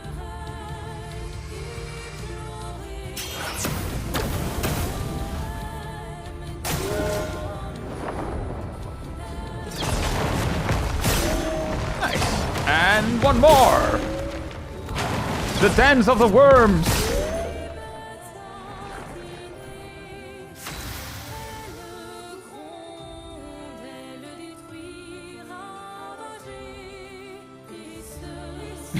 Free damage, yeah.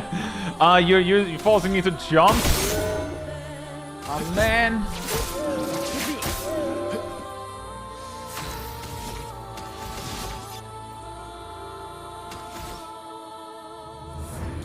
Oh yeah, do you actually need to use leadership? I don't think you do.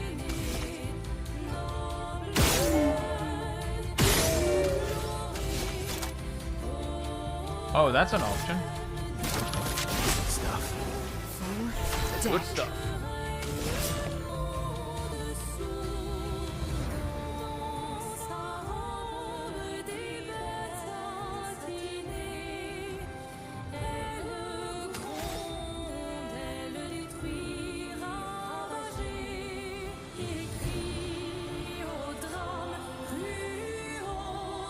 You could do one or two free aims and then gradient attack. Although I do think the better option here is to have Mael do the gradient attack. You can do Virtuous.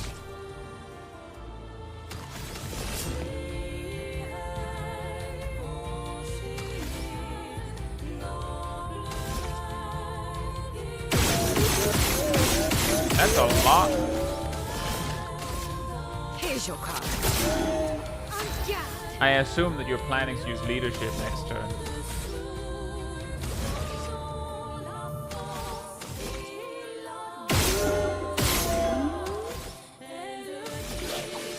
Yeah, that makes sense.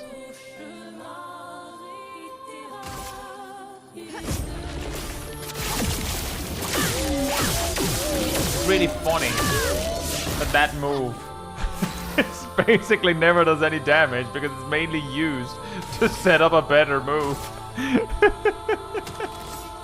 That seems like the right move. What? Oh, yeah. I guess.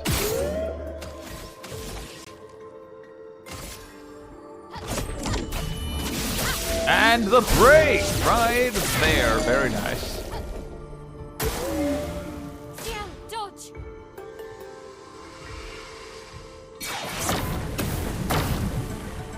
You're outmatched.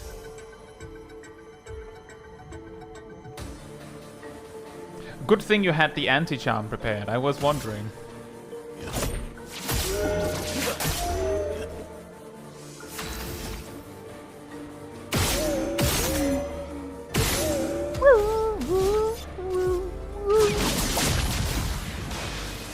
Like a husky.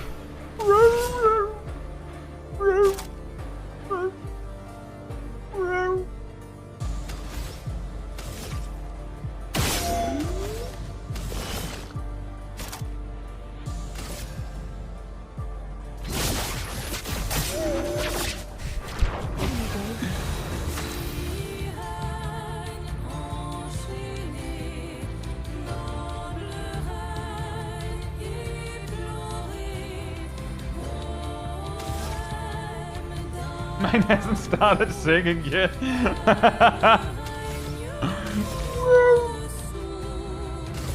And the problem there, Sally, is you haven't taught it French. That's the mistake.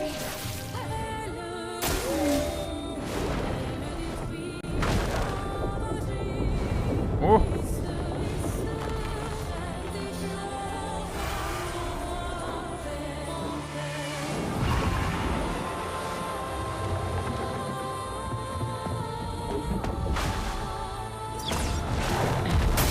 Solutions for you to visit my house and teach him to sing. Oh, wow, that's a cinematic ending. Oh. That's really funny. Guys, look, there's a stream going on.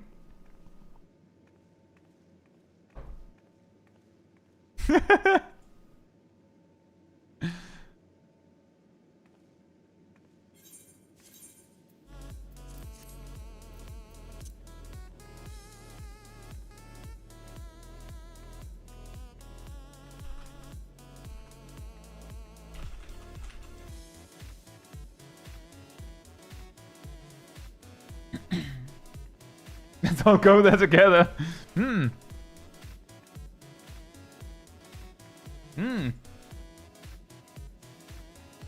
So random thing on that Expedition 33 is yesterday we had a bit of a conversation about the fact that there are items you can get in the game that basically go, if you are alone, as in you only have one character on the field, then thing happens. He who streams on a better resolution. These things add up to so much goodness that there could be an argument that one lone character might sometimes be better than three in the long term. Which I found quite interesting. Just the key things, just a brief one, is that you could be like, oh, but what if, like, you could have a second character to buff you? Yeah, or, I mean, there are 3 items that are like, if you are alone, then you have this buff just permanently while you're alone. Which means that the main buffs you'd want to apply to yourself, they come for free. Almost.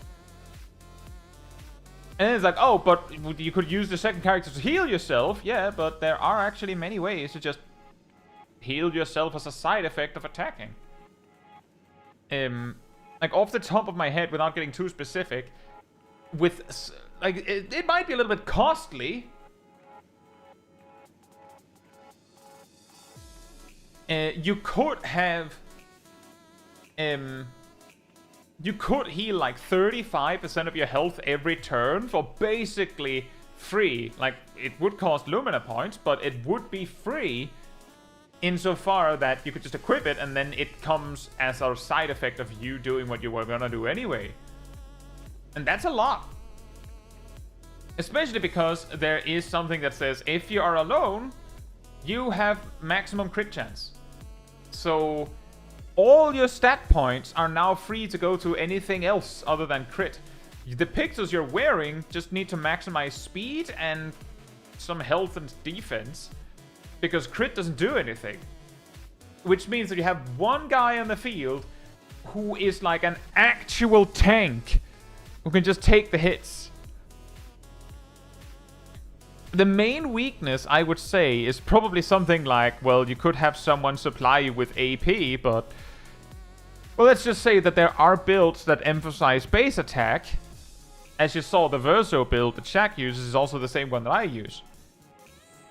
Is that you use a weapon that says, if you use base attack, you get an extra turn. And then you just stack your base attack to be like, it gives you an extra AP when you hit, and then you use, like, you get 2 hits, and then basically get, like you just, on your second turn, you have, like, 7 or 8 AP to use every single time if you want it. All you have to do is basic attack, which is good. Like, you can make basic attacks good enough that they're actually competitive with abilities. So, like, there's so much you can do, and I found that very interesting. Obviously, those solo things also count if you have 2 dead party members, so you can have them do other things before dying. You could do that too.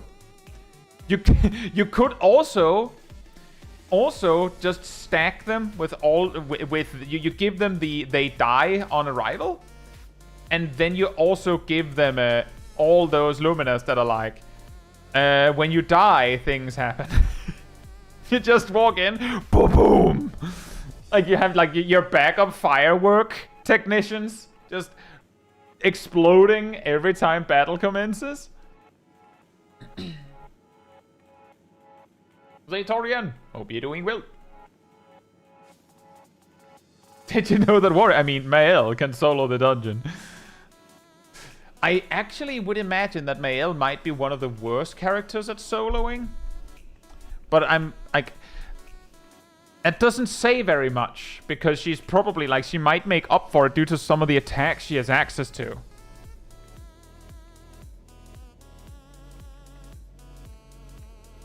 It's like probably the best solo. The reason why I thought maybe not is because the way she's designed, she doesn't actually want to basic attack very much.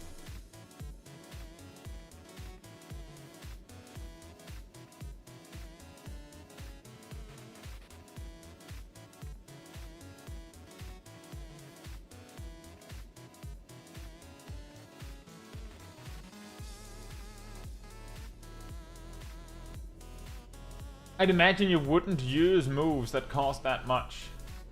You don't have to basic attack if you kill the enemy on the first hit. That's true. The key is that for a large portion of the game, she can't do that. And sometimes she might not be able to do that on every fight. Are you in the game? We are in the Best Way Boros Mare Lamentorum on Ravana Materia on OCE. But we are wrapping up the stream, so it might be a long ways just to arrive as we might be closing up. But that is true as Metricon. If you can just one-shot the battle, then that's good enough. But that's actually the key, is that by being alone, you get maximum crit, you get an extra 50% damage, and you can start every fight with all of the good buffs. And then you can also stack all of the damage increases you'd have anyway, and because you're only playing one character, you would probably have like 200 or 300 more Lumina points than you would have in a playthrough where you're using multiple characters. And because you have all those things,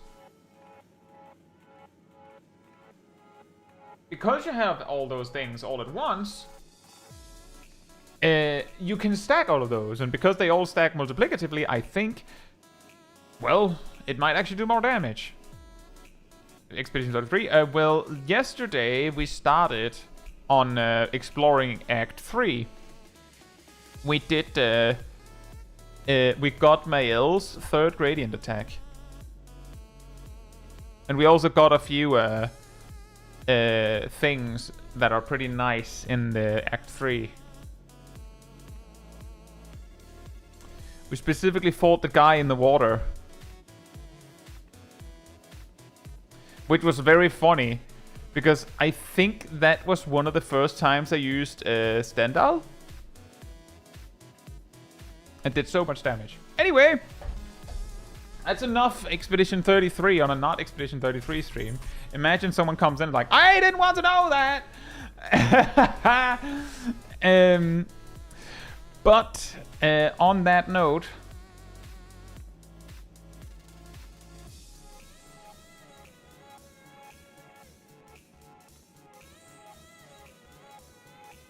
if you would like to be part of the Discord community server, there's a link right there in the chat. There you'll find the weekly schedule where you can see what else is coming up in the coming days, usually updated Sunday or Monday. You'll also find the announcement room with links to videos and streams and put them out. If you grab the reminder roll in the role assignments room, you get a notification whenever I post a video or stream, as well as an extra run around 15 minutes before stream starts. You can catch it right when we go live.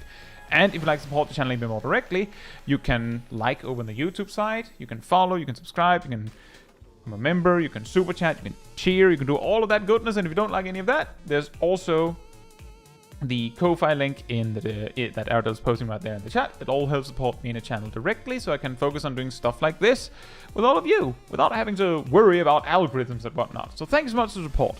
But that'll be it from me. So let's see if we can rate somebody. Who should we rate? Who should we rate?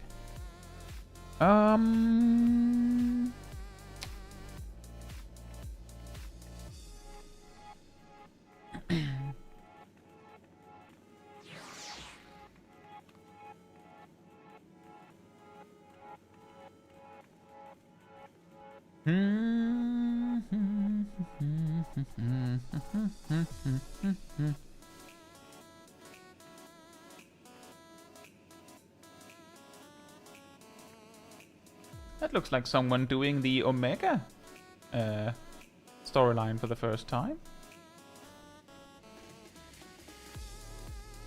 Yeah, let's sure. That'd be fun. We like to see people enjoy the story for the first time here and there, right guys? The various stories of 14. The story of Alpha. So on that note, good night, good morning, afternoon, or evening, depending on you are in the world, and hope to see you all very soon. Bye-bye!